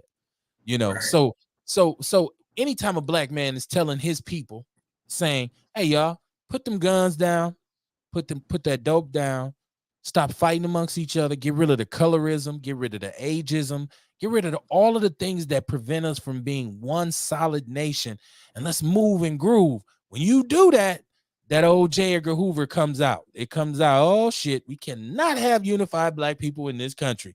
Like you Right. said, get Lil Wayne to make a song or some shit. They we gotta get them mad at each other again. That's the thing. The unfortunate reality of America and ultimately the world is whenever you preach unity and love, you become public enemy number one. I mean, they shot Bob Marley.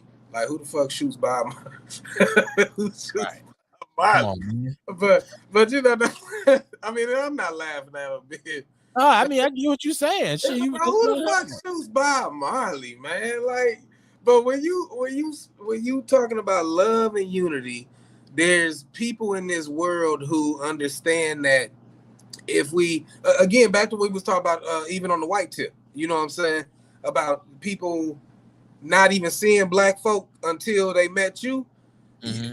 There's a nation full of white folk that's only going off of what they heard about us from what the media say, and knows the people that they can trigger every time marijuana makes white women like black men. You know, them people who ain't never talked to, like, oh shit, you know, or you know, they're all killers and gangbangers. You know, them people. So I don't even be looking at that color shit. I'm for whoever for me.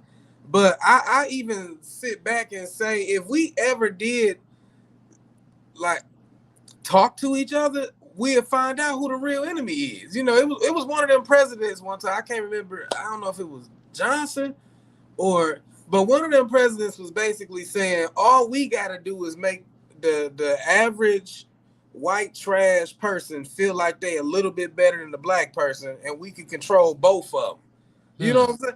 We all getting raped. We all getting robbed. Right. Whether you in the hood and got somebody addicted to perks, or you in the burbs and got somebody addicted to some kind of psych meds, or like everybody has somebody that's on a prescription. Everybody got, I mean, them dialysis clinics ain't just in the hood right now. They in the burbs too, you know? So it's like, if we ever look past hate and talk to each other and understand that no matter what color you is, ultimately, if you have children, you want your children to be able to thrive and be respected in a world that can be so much better for them than it currently is.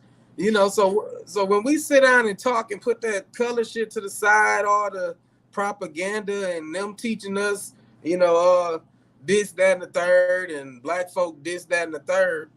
If we ever sat down and talk and be like, hey man, shit, we all getting raped, who the fuck doing it? Then we can turn our eye on whoever really, really pulling these strings and got their foot on our neck. You know what I'm saying? So like me, like you were saying, like what can we do? Like I never really been like I mean, I do vote at times. Paula, give me a second. I do vote at times, but ultimately, man, we got to get back into the agriculture tip. Land. Paula, you live on Outlaw Radio. What's your name? Where you calling from? Hey, this is Erica. What's going on, my sister? I'm doing good. How about you? I'm okay. Just sitting here listening to y'all talk about, I don't even think y'all talking about it. About black and white and all of that. Right. When you look at the black and white thing, black and white are not like complexions of skin or, it's not a complexion of a skin or a race of people. It's a legal status. Okay. So if you're white, then you're sovereign. You're a sovereign person. And black, it just don't have no standing at all. So we as a people, we don't know these things, and we lost touch with all of that because of what they taught us in your institutions, you know, the school system. Mm-hmm. See, they taught us something that just simply wasn't true, and they taught us a bunch of lies. Hold on. You know what? I'm going to have to call back because my daughter is screaming and hollering. It's all good. Handle your business. Thank you for calling. Okay. You know what? I where that sister was going, I think I know, because one of the things that we talk about all the time is racism requires an indoctrination process. And so is this Erica calling back? Let me see. Erica, are you calling back now, or did I do something that I wasn't supposed to do? Okay. So I think that Oh man, I got excited. I thought she was about to start tapping on the straw man and all that shit like that. I mean, that more science. She may have been. She'll go deep, but I was saying there's an indoctrination process with racism that you must undergo, and we went through it in elementary school. I went to school in the 80s, right? I'm old school. I went to elementary school in the 80s, and the one thing about going to school back then was they weren't trying to educate you to make you some kind of independent thinker. They were trying to make you a good citizen. So we didn't learn a lot about our history. We weren't told a lot about ourselves. Thank God I had a mother who played no games, who was like, listen here, let me tell you who you are and what you gotta deal with. And also, I'm gonna tell you where to go to get this knowledge. So my mother was real instrumental and said, no, you go to the library, get you some books.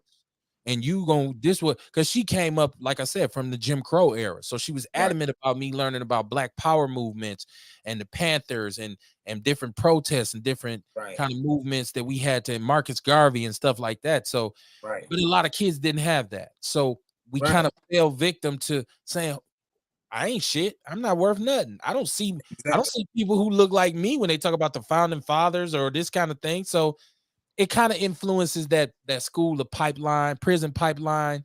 When you keep somebody unaware of who they actually are, I guess.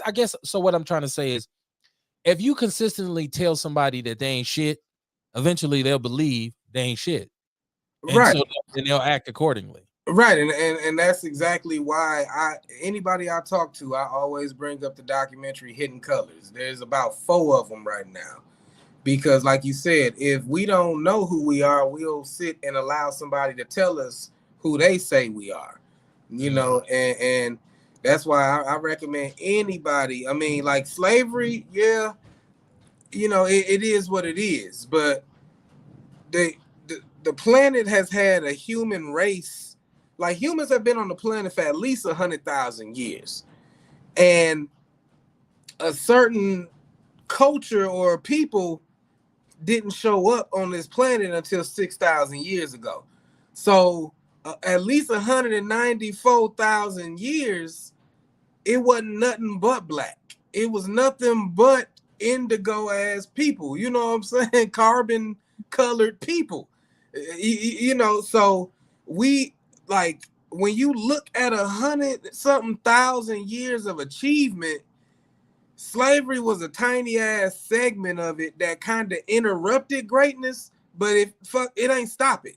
You know what I'm saying? So that's why I teach people about Hidden Colors. Anthony Browder, he's actually a dope ass archaeologist, a black man who takes black dollars and do actual black excavations so we can get the black perspective instead of it being whisked away to some museum and then some white person tell us what it is, you know. So even with that, like just watching Anthony Browder, he'll take you and show you on the tombs where the story of Adam and Eve was before 6,000 years ago. He'll take you on the tombs, the story of the resurrection, you know, that was chiseled in wall 40,000 years before this book was up. So it is very important for us to tap into history.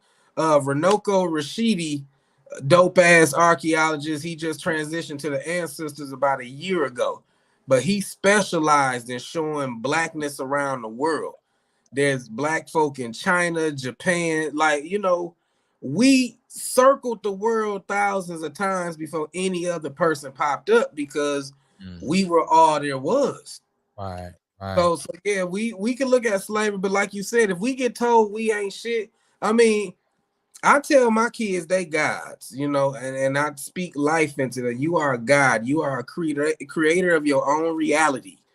You can do anything you're willing to work for, anything you put your mind on and willing to be diligent and patient working towards, you will achieve it. You know, I try to teach my kids that shit, you know, but like you said, if the average kid just, you know, being cussed out by their parent or hell, don't even see their parent, and then, you know, they got society telling them to be savage and seeing that shit with pride, it's like, you know, and even with that shit, it's just a defense mechanism. You're not savage, you're not heartless, you hurt, and you're scared to be hurt again.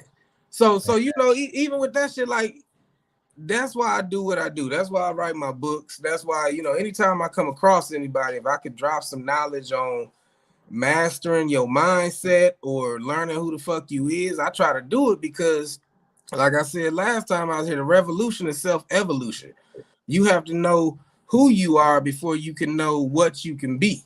You know, so that's Anthony Browder, Ranoko Rashidi, man, Dr. Kaba, Kaba, Kamene, Kamene, or he also goes by Booker T. Coleman. That's his name before he was Kaba Kamene. But look up those names, get some of that knowledge, share that knowledge, because if we teach these kids, yeah, some of them were kings, but some of them were doctors, some of them were astronomers, some of them were sorcerers, some of them were advisors. Janitors.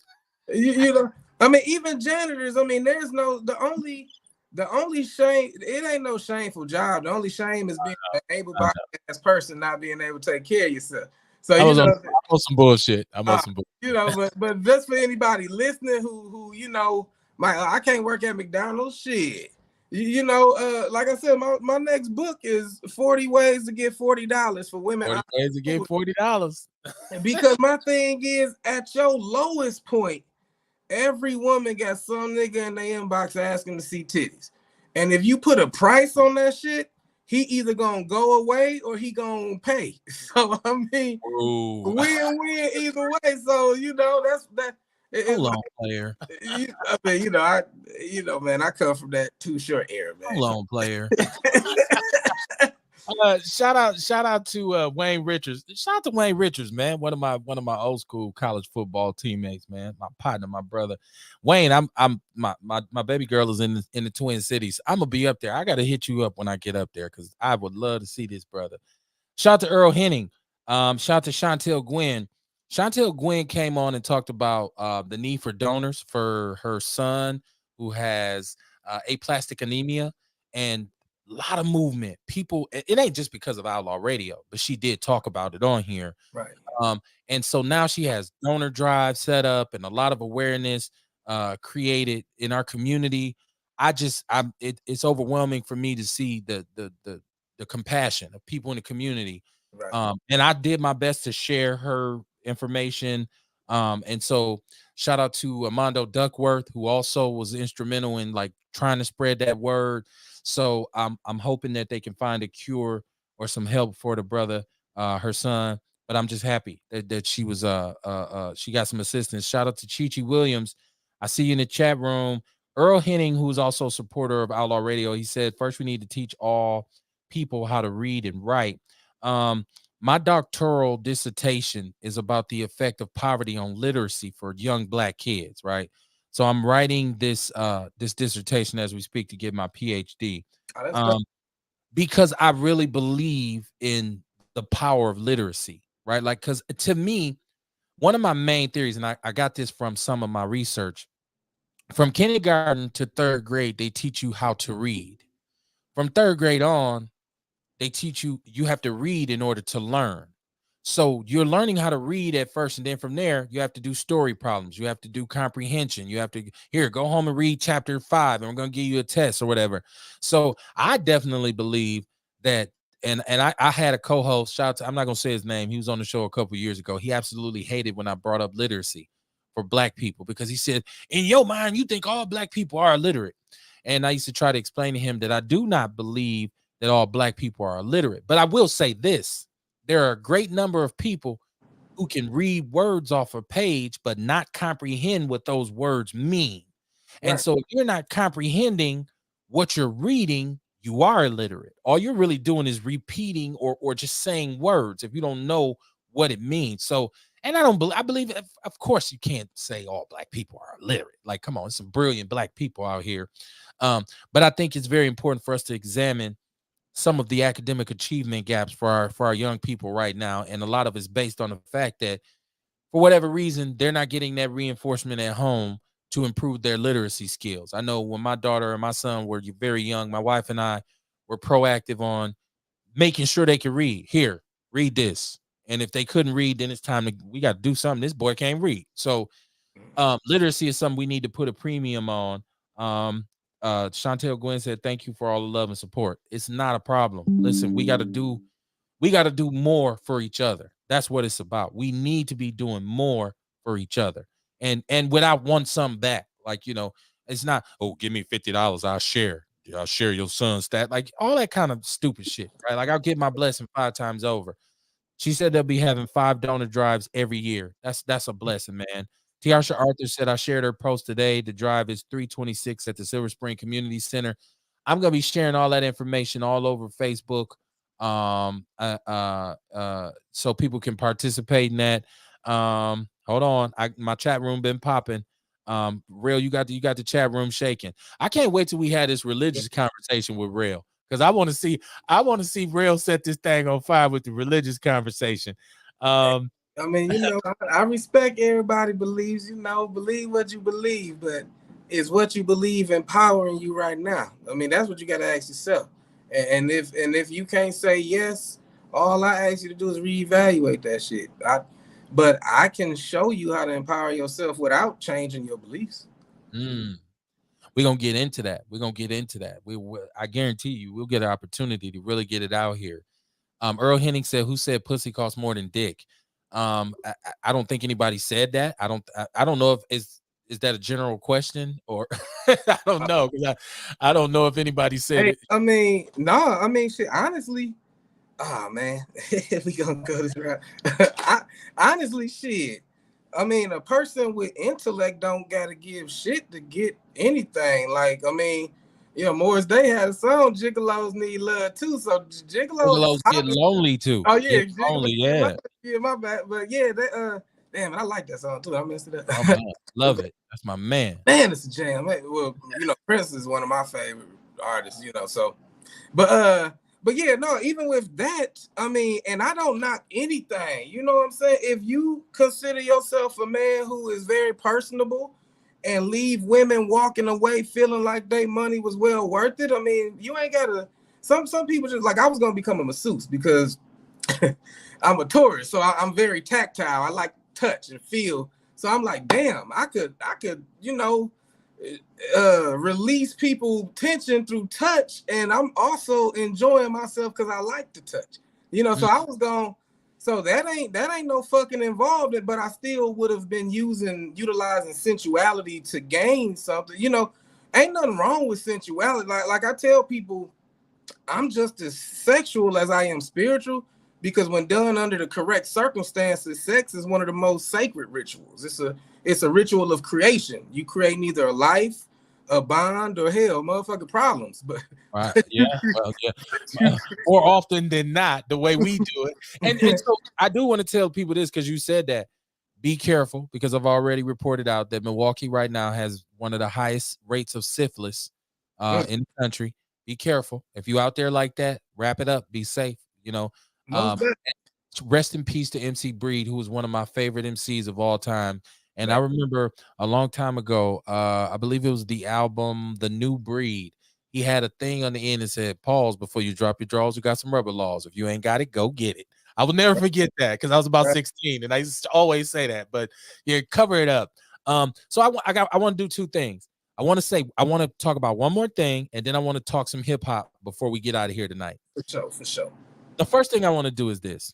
I'm putting all of my own biases aside with this. Is it time to release Larry Hoover? I seen that there's an investigation into some businesses, because there's been a movement in Chicago, and we know, and I don't live in Chicago. I live in Milwaukee, but I'm really adjacent to it, and I got a whole lot of family over there, and I've been there a bunch of times. Chicago has always been a place where you can get your shit split. And right now it's as dangerous as it's been in a long time, according to the media. Now, if you live over there and you say this shit ain't that bad, that's fine too. But I want to know how people feel about Larry Hoover, because Larry Hoover is of an advanced age right now, and I don't know how much time he has left. But I think Larry Hoover has a very, very, very poignant message for the young brothers and sisters in Chicago. Now, I was on the opposite side coming up, so I didn't get a whole bunch of understanding of Larry Hoover. I didn't get nobody taught me laws. Nobody taught me all of that because my family was on a different side. Um, but like the brothers who I have spoken to that were involved in that life, and they were high ranking individuals. They talk about it being not what we called it in terms of we used to call it a certain thing. They call it growth and development. And they talked about that there was principles to it, there was structure to it that was meant to Yeah. improve power the community. And I think that's lost. And I've heard youngsters on these documentaries about Chicago say, ain't no structure over here, ain't no leaders, ain't nobody, we ain't listening to none of that. And I just feel like let him come home, and because he's not, there's nothing he could do. It's not like he's gonna be gang banging. I think his message will be one of uplifting positivity. And I also believe, imagine the power of just seeing Larry Hoover and Minister Farrakhan stand on the same stage. Just that I, picture. I love that. I went to I saw Farrakhan live. I seen him in person here when he came here. Man, it was a man. It just it's a life changing event. Just to like, unfortunately I didn't get to walk up to him and personally talk, but just to see how the nation moved with such structure. Like Mm, even back then I was Christian Church of God in Christ, but even though they were Muslim, I just looked like they had the men come in one door and the women come in another door, mm. and they was like, just in case, well, they had like the women come in first and then the men come, like they got order to it. It's like, Oh well, yeah. just in case there's some danger, we want the women and children in. Like at the time I had a lighter in my pocket. I wasn't even thinking. They took my lighter, like, no disrespect, brother, we would give it to you after the event. But and it was like, damn, I never even thought about that. But it was just so much structure and respect and dignity, man. Like that's what people need to be taught. Dignity. Like So to do you believe Larry Hoover would be an asset to the community if he came home? most definitely, because he's someone, I mean, like you said, it wasn't started, what it is today isn't what it started as.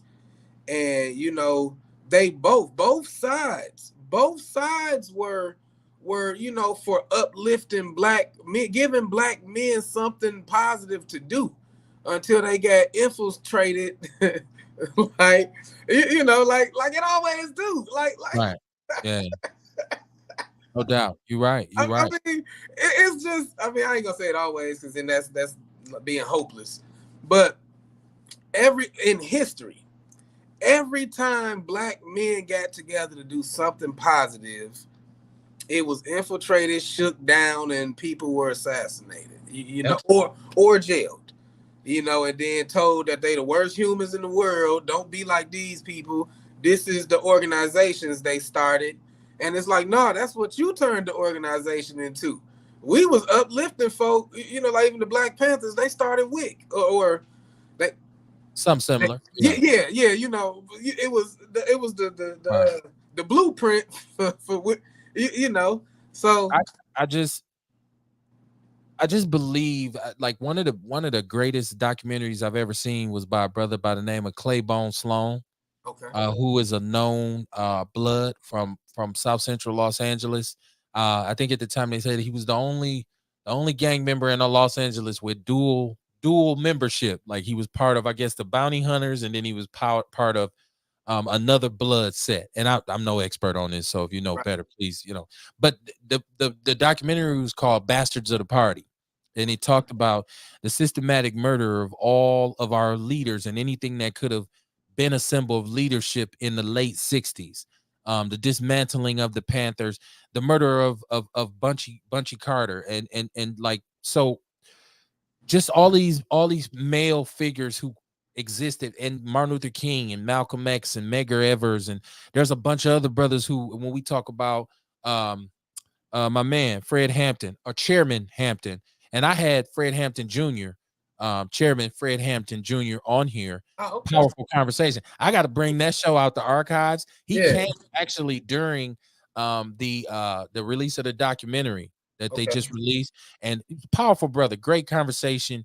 And I was always grateful that he, shout out to Big Mike Kimmett, who helped put that together, and we brought him on here. I got in trouble because I kept saying Fred Hampton instead of chairman, and so like the people who support him were adamant in my chat room. You better say chairman, and I kept saying Fred Hampton is chairman, and I had to apologize. Like, damn, I didn't know it was that serious.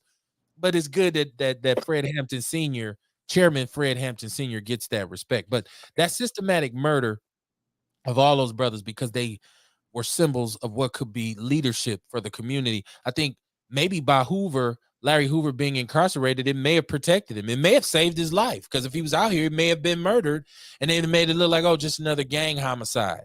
So you got to release him. You got to let him go. I mean, whatever crimes he's done, he's been in jail for the better part of 40-something years. Right. Well, whatever crimes he's done, he's paid for them. So let him go. You let child molesters go. You let arsonists go. You let murderers go. You let all these people go who have committed heinous crimes, and you hold him.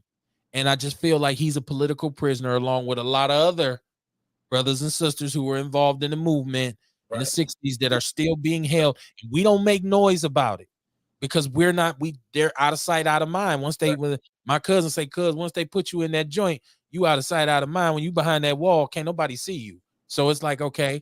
So I just think we need to release Larry Hoover. Paris LaShawn said he's seen Bastards of the Party. And that's what both the Crips and the Bloods are. That's what I'm saying. That was the point of the documentary.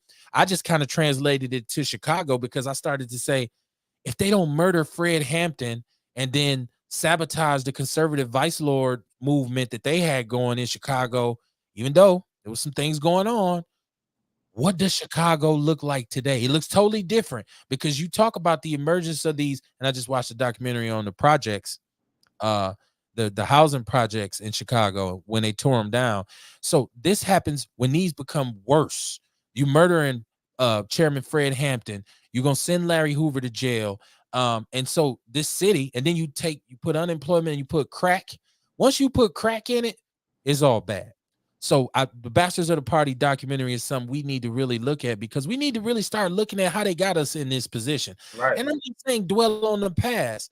I'm saying if you don't know what happened, then you don't know how to prevent it from happening again. So I really feel like that's something people need to watch. So if you Paris LaShawn said free all political prisoners, you are definitely correct. I mean, especially if you were on some radicalism in 50 years ago. You paid your debt. Like, I see them want to go to Cuba and get your sister. Like, leave her alone, right? Asada Shakur, leave her alone. Like, what are you talking about?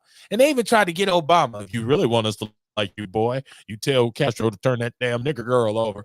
Even Obama, with his compromised ass, was like, I don't think so. Not gonna happen, partner. His hands off that sister. And it's proven that whatever she did, she was being pursued and they were trying to murder her. So, she's one who got away from y'all. So yeah, free Larry Hoover. And some of my partners say, really, Kevin? Really, Kevin? But I'm above and beyond all of that foolishness. Anytime. I'm above it. So I can say it now. When I was a youth, if I'd have said that, my partners would have been like, what you say? It's like, oh no. I've elevated my mind state. I want to talk about some hip-hop because I seen Nicki Minaj. This is where I'm stupid at, right? And it's National Women's History Month. So shout out to all the sisters that's listening to the show. I get mad love from Black women in support of Outlaw Radio, including my wife. So Black women really get into the show, and they've always supported us. But it's National Women's History Month, and I seen Nicki Minaj talking about why she got butt injections. Now, first of all, this is how dumb I am.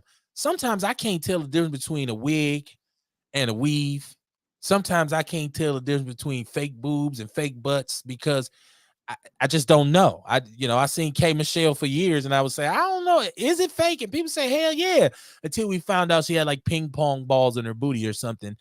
But this is the first time Nicki Minaj openly admitted that she has the butt shots, right? And she said the reason she got them is because she was around Lil Wayne and all of his fellow artists all the time in the studio, and there was always big butt women around. And she talked about how they always made comments and talked about how much they love women with big butts. And so she didn't have any butt. So she went and got butt shots. And this is with the Nicki Minaj that we get right now. And so I didn't know for sure. I know people speculated, but for years I was like, is her butt fake? Is it real? I didn't know. Um, so but for me, that was a statement on hip hop. And to me, is a direct representation of how our music and our culture, when it comes to us brothers, how it makes our women feel. Like I don't think we've ever thought about, brothers who adulate, who go on and on about thick, curvy women, and the sister who ain't necessarily built like that. It doesn't mean she's not beautiful too, but we've never taken into consideration how it makes her feel. So if this is something that's causing it, because you see now sisters are losing their lives, like they're taking health risks to go and get these, and they look so stupid. So now I'm up on it, because now I'm looking at it like if it look anything similar to K Michelle or Nicki Minaj, I'm like, oh, that ain't real. Now I'm up on it now. So, but I wouldn't listen. One of the greatest things I've ever heard, E40. I'm a big E40 fan. E40 on his first album, In a Major Way, had a song where he said, "You better get somewhere where they love you at," and I totally believe in that. If you ain't got a big old ass, get you a man who don't care, who like a flat ass or whatever size your ass is. If you got 3 teeth, 1 in your mouth and 2 in your pocket, there's somebody out there for you. You need to find that individual. Stop pursuing things that are unattainable. Because first and foremost, if I have a flat butt and you won't date me, and I come back with a big butt, now you want to date me, I don't want to date you. Because my ass and my personality and my character and my integrity are different things, right? So I just want to encourage women to not listen to all the noise in the background, because for a long time society taught us that black women, you talk about Sarah Bartman, who was a circus attraction, and they told us that the way black women were built was bad, and we as brothers is like, shit, no, we don't buy that.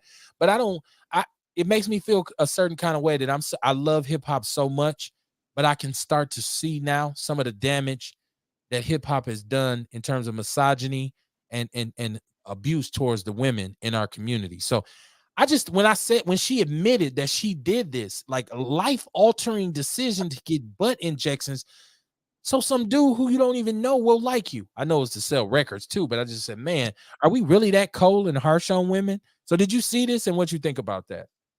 I didn't see it, but it's now the current talk. It's the current talk because everybody getting it. And the funny thing is, I'm in a bunch of groups, and the first thing they'll say is, we ain't getting this for men, we getting this for us. We getting this so that our clothes fit better, so our, whatever the fuck. But even with that, who designed them clothes? Was it a man that designed them clothes, or was it a woman that designed them clothes? What she designed them for? Did she design them for hip hop women? Like there's a whole lot of factors you got to factor in, and you might go down the rabbit hole and see that you are in fact doing it for a man, even if by proxy, but I mean, I'm not knocking anybody for doing it. My thing is, if you're gonna do it, please research it. Please be safe. Please have a plan. Please go to that's like another one of the things like that I was going that I talk to people about. I got friend women who are either CNAs or nurses, and my thing is, hey, if you know that this is popping like this, why don't you start one of them recovery homes? Now you turning a $15 skill into a 6-figure business. So my thing is, go to a reputable recovery home. Make sure you doing it for you. I love women. And that's the greatest thing about women to me, is that they are not the same. They're dynamic works of art. They change daily. I mean, she might be retaining water, her titties a little bigger today, anything, so women are just beautiful however they come, and they give you something to appreciate every time you look at them. And I've had big asses and they are fun. I've had small asses and they're fun. And they are easier to work with and are fun in their own way too. I mean, it's just like, I can appreciate it. I love big titties, small titties, long titties that twirl. Like, I don't give, like, just Boy, you gonna have me sleeping on the couch tonight. I mean, just, might as well take it to the living room. I mean, the sexiest a woman could ever be to me is confident and comfortable in her own skin. But I would say, I love you regardless.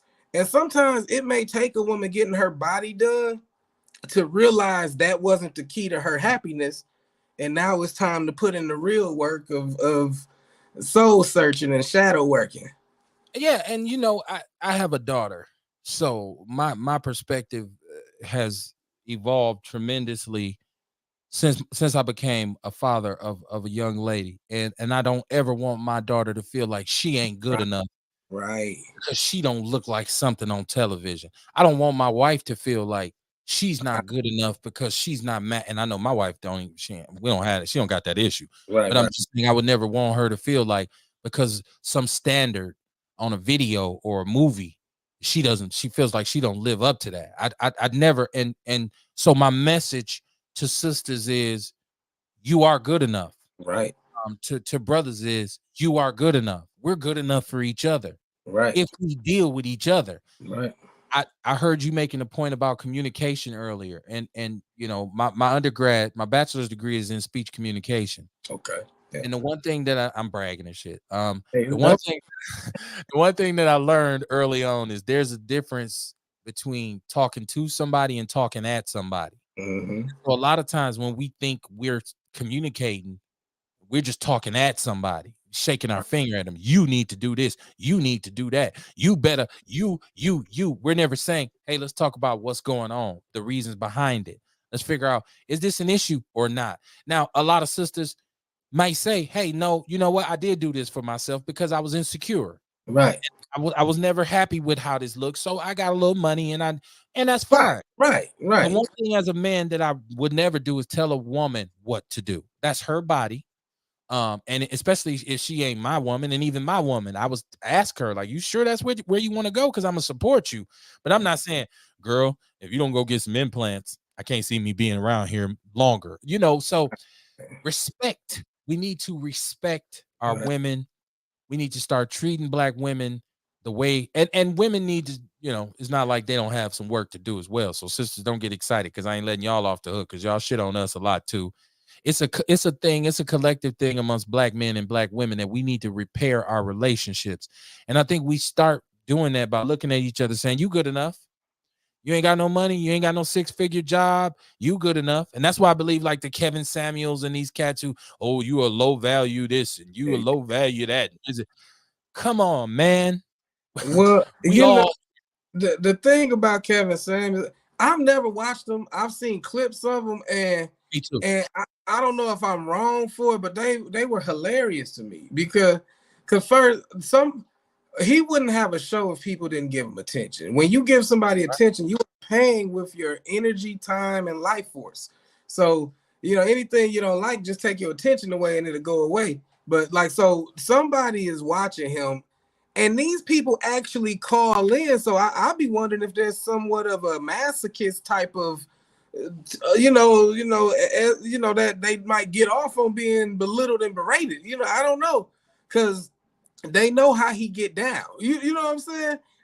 Why subject yourself to that? You know what's gonna happen when you go on Ricky Lake. You know what's gonna happen when you go on Jerry Springer. Like this ain't no surprise. So with that, I would say, man, if we take our attention away from him, he won't have a platform. And secondly, yeah, we got to tell each other that you are enough, but ultimately we got to learn how to tell ourselves that I am enough and believe that shit and walk in that shit. Because when you can stand 10 toes on your square of I am enough, it ain't nothing anybody can say about you or to you that's gonna shake your shit. But that's why we got to get rooted. And again, that's why I write. It was about I had to get there. Had to get there. I had to, I was the nice guy. And then I was the nice guy who like, damn, nice guys ain't appreciated. Oh, they all want Nah, we got to differentiate being nice and being needy. Women love a nice guy. They don't want no needy ass nigga who, you know what I'm saying? Like, but we just got to take that accountability and turn the mirror on ourselves. and, Yeah. and weed out the shit that we don't like about ourselves, and then we can be confident in standing on I am enough because I know I'm enough because I put in the work to become that shit. The insecurities that I did have, I faced them. I healed the childhood trauma. I dealt with the insecurity. Why am I insecure about this? Okay, is it something I could change, or is it something I need to learn how to accept and accommodate?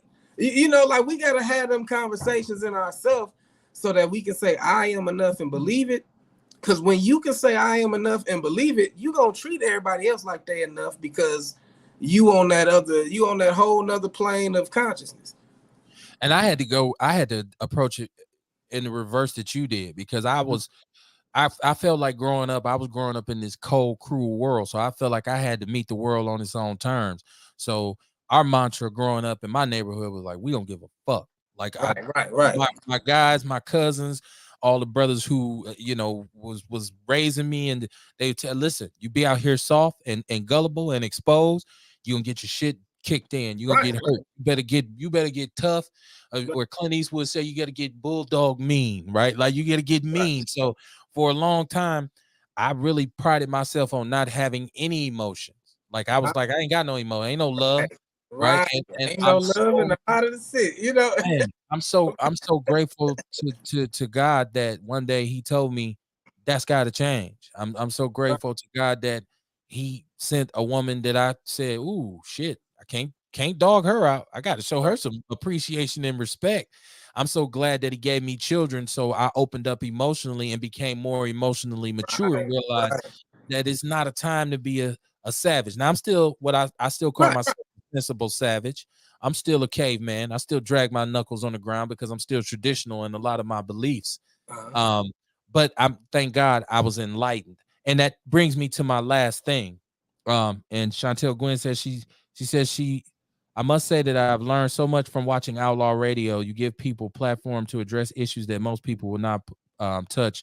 It's powerful. Love. You know what? I really, really appreciate that. I really do. And that's all I want to do is just we'll talk about some of the stuff that may be an uncomfortable conversation. We can get comfortable while conversing. And I do want to enlighten people.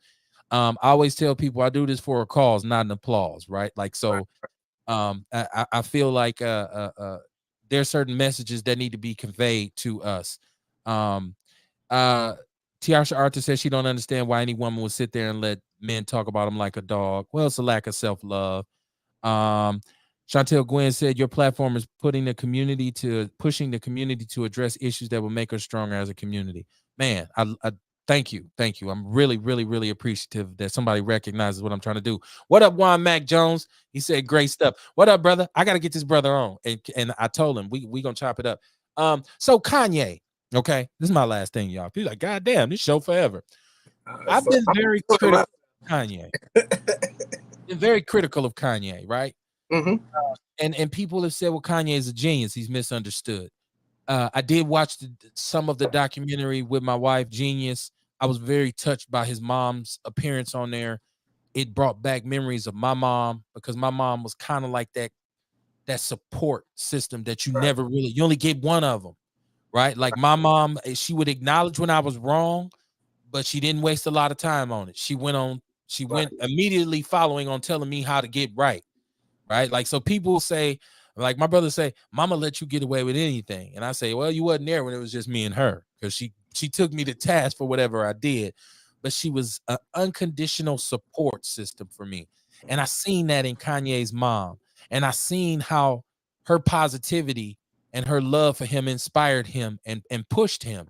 And I've always said, I felt like when his mom died, he had a nervous breakdown. I know when my mom died, I damn near lost my mind. I was an inch away from insanity. If not for my kids and my wife and my family that I had left, my brother really pulling me, hey, you need to get on back over here, I was headed left quick. And so I've been very critical of him. And in his divorce with Kim Kardashian, I've been critical. Like, bruh, stop stalking the girl. Let her move on. Yeah. But here's the deal. They're painting a picture of this man without acknowledging the picture. Because all the pictures I see of him with his children, he's smiling, he's loving, he is a black father. Okay. And I watched a little bit of this post that he put where he said, stop antagonizing me. Because basically what he was saying is, I got some issues and my kids are a trigger. Stop antagonizing me with these TikToks and these Instagrams. You know exactly what you're doing. And he talked about, I'm not stalking you. I'm trying to be a father to my child. You've had birthdays and outings for my children, and I wasn't even invited. You are purposely antagonizing me. And I feel like one of the things that the media does in regards to us as black men is make us look like we ain't capable of fatherhood. They're deadbeat dads. They won't, they leave a bunch of bastard kids spread out everywhere. That's so not the case. And as a black father with 2 children by the same woman, right? And the only 2 I've ever had by my wife, I'm here and I'm here to say we are fathers. And I know a lot of brothers who are fathers, and I know a lot of brothers who cut your throat over their child. And I know that they work hard and push themselves over their children. So I want to kick that narrative of black men being deadbeat dads and us not being passionate about our kids out the window. And I want to say, I still think Kanye's crazy as hell for some of the shit he does on an artistic level, but that man is a black father and it needs to be respected. And he is saying some important stuff right now about the system being slanted in favor of women, right? He's when you go to court for child support, which we're gonna do a show on. I just got to get somebody who's been through it. The court system is slanted against us, against men in the court system. And so now this brother's a billionaire, and you still painting the picture of him in a certain way and not acknowledging that this is a father who's saying, do what you do. I'm just concerned about my babies. So still not totally on the Kanye ship yet. I still think them clothes is whack as hell. Them shoes is ugly and them boots is dumb.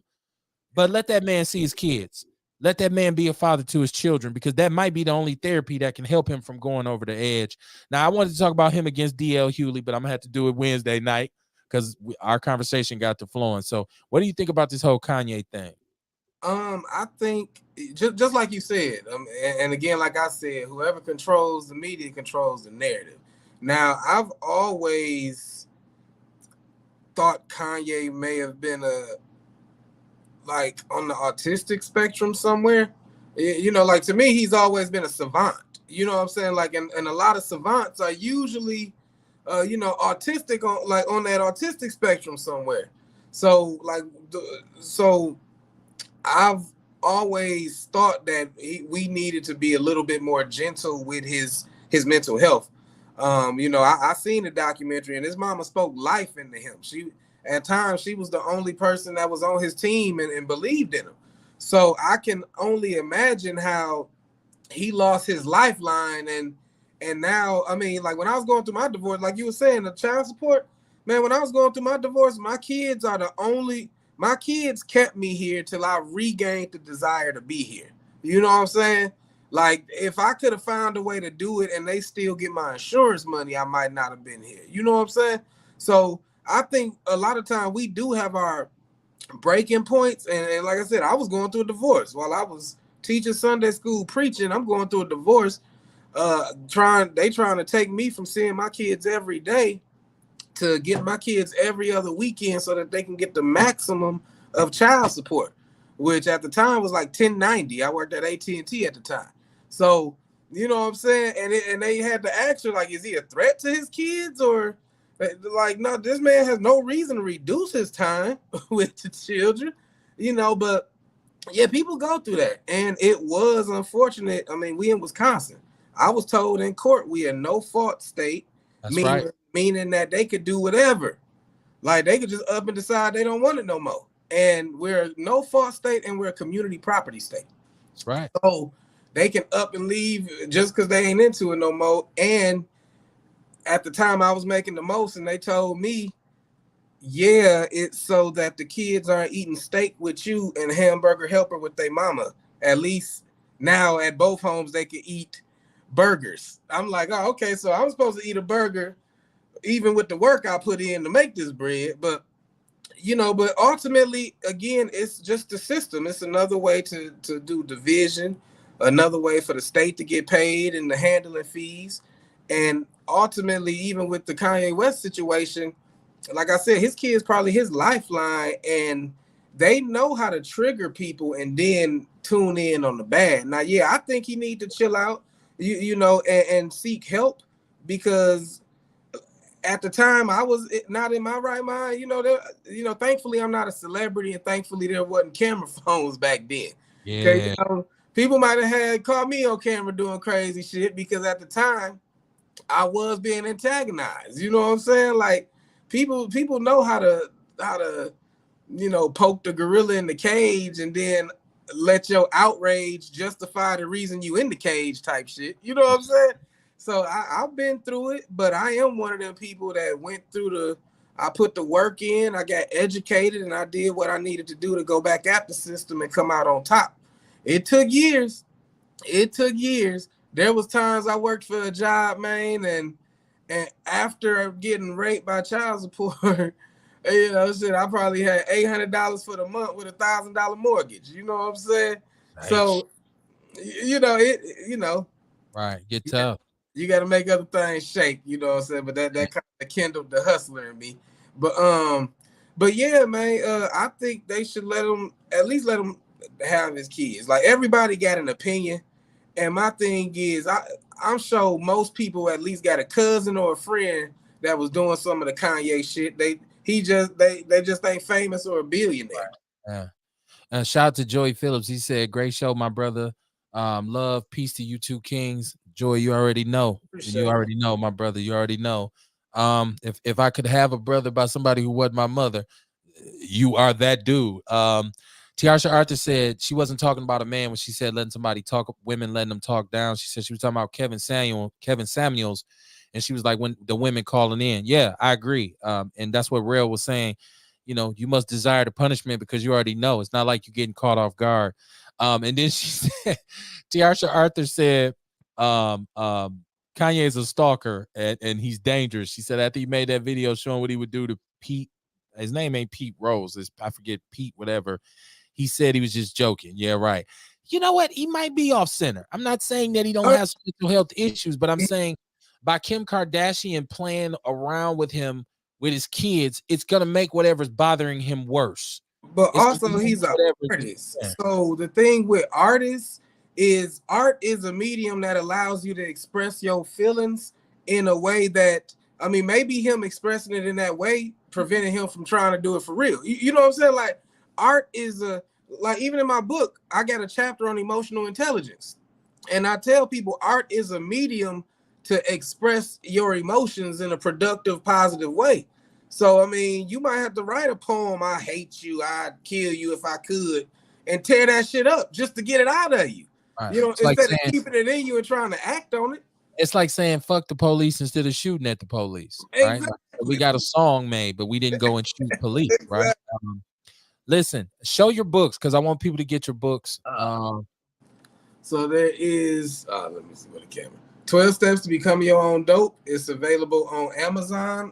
This is my book on my self-love journey, how I got introduced to shadow work, meditation, learning how to draw my value from inside instead of depending on external confirmation.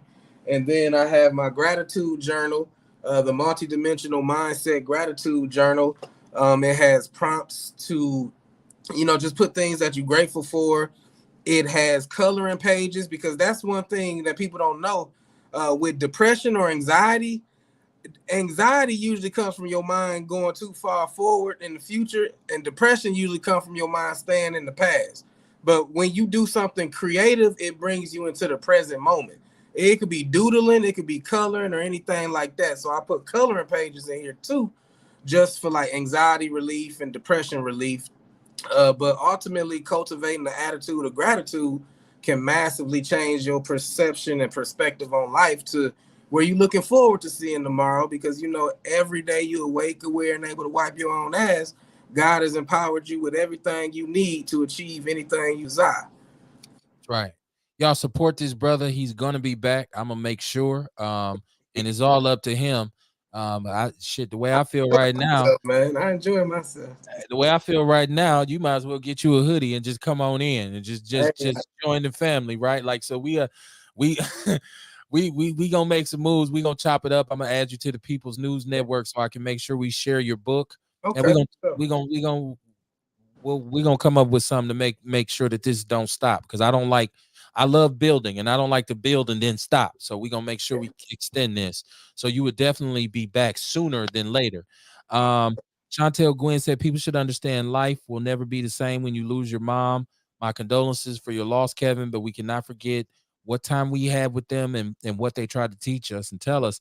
She planted so many good seeds. I wish she was here to see them grow. Mental health is real. Listen, one thing about it is I got an opportunity to make my mama proud. So I recovered from all of the dumb shit I did and all of the time she had to stick up for me and fight for me and justify me. And I made her proud. I got a college degree. She saw me walk across the stage, get my bachelor's degree. She saw me get my high school diploma. She was around for the birth of both of my children, and she was at my wedding. So, right. And she told me, and I got to the point where I did have a little change. I was never a Rockefeller, but I had a little twos and fews, and I made sure, Mama, whatever you want. And so I was able to bless her with some Christmases, some birthdays, and some just becauses, or as they call it, forget-me-nots, and just to put a smile on her face. So I just felt like I had more to give, and she didn't get to see all of it, but she got to see some of it. My father didn't get to see it, so at least moms did. So, but I do want to say, man, thank y'all for tuning in. I'll be on tomorrow with the Big Black Sports Show. Me and my brother Larry Tank Purdue. We got a lot to talk about. And my man, Freddie Riley will be here tomorrow, who is a very accomplished high school basketball coach at Washington High School. I coached football at Washington High School for a long time, and Freddie was the head basketball coach there. He's a good brother. He's been on Outlaw Radio before. I actually met him years ago when he was in North Dakota and I was in Minnesota, and we road tripped and I ran across his base. He from Milwaukee too. And so we ended up chopping it up. And so I've known him for a very long time. Very credible brother. I want to talk about youth development, how we can better serve our youngsters and stop getting our heads handed to us when we go to these suburbs to play these teams in the playoffs. And also want to work on something because I intend to make my return to coaching. I want to develop some things that we can develop our athletes and put them on a pedestal. So we're going to make sure you tune in tomorrow night. And then Wednesday we'll be back. Hopefully if Real ain't doing nothing, he can come on back Wednesday. Thursday I'll be on for Outlaw Nation.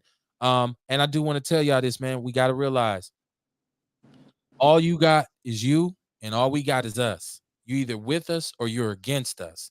And I always have to quote the great Willie D when I say, if your criticism of the black community outweighs your contribution, you're probably a coon. I'll see y'all tomorrow night, man.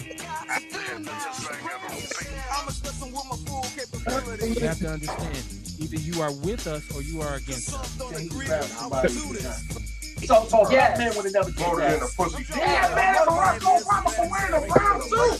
Okay, so it is what it is. I'm not alone until I got the whole familia with me tonight.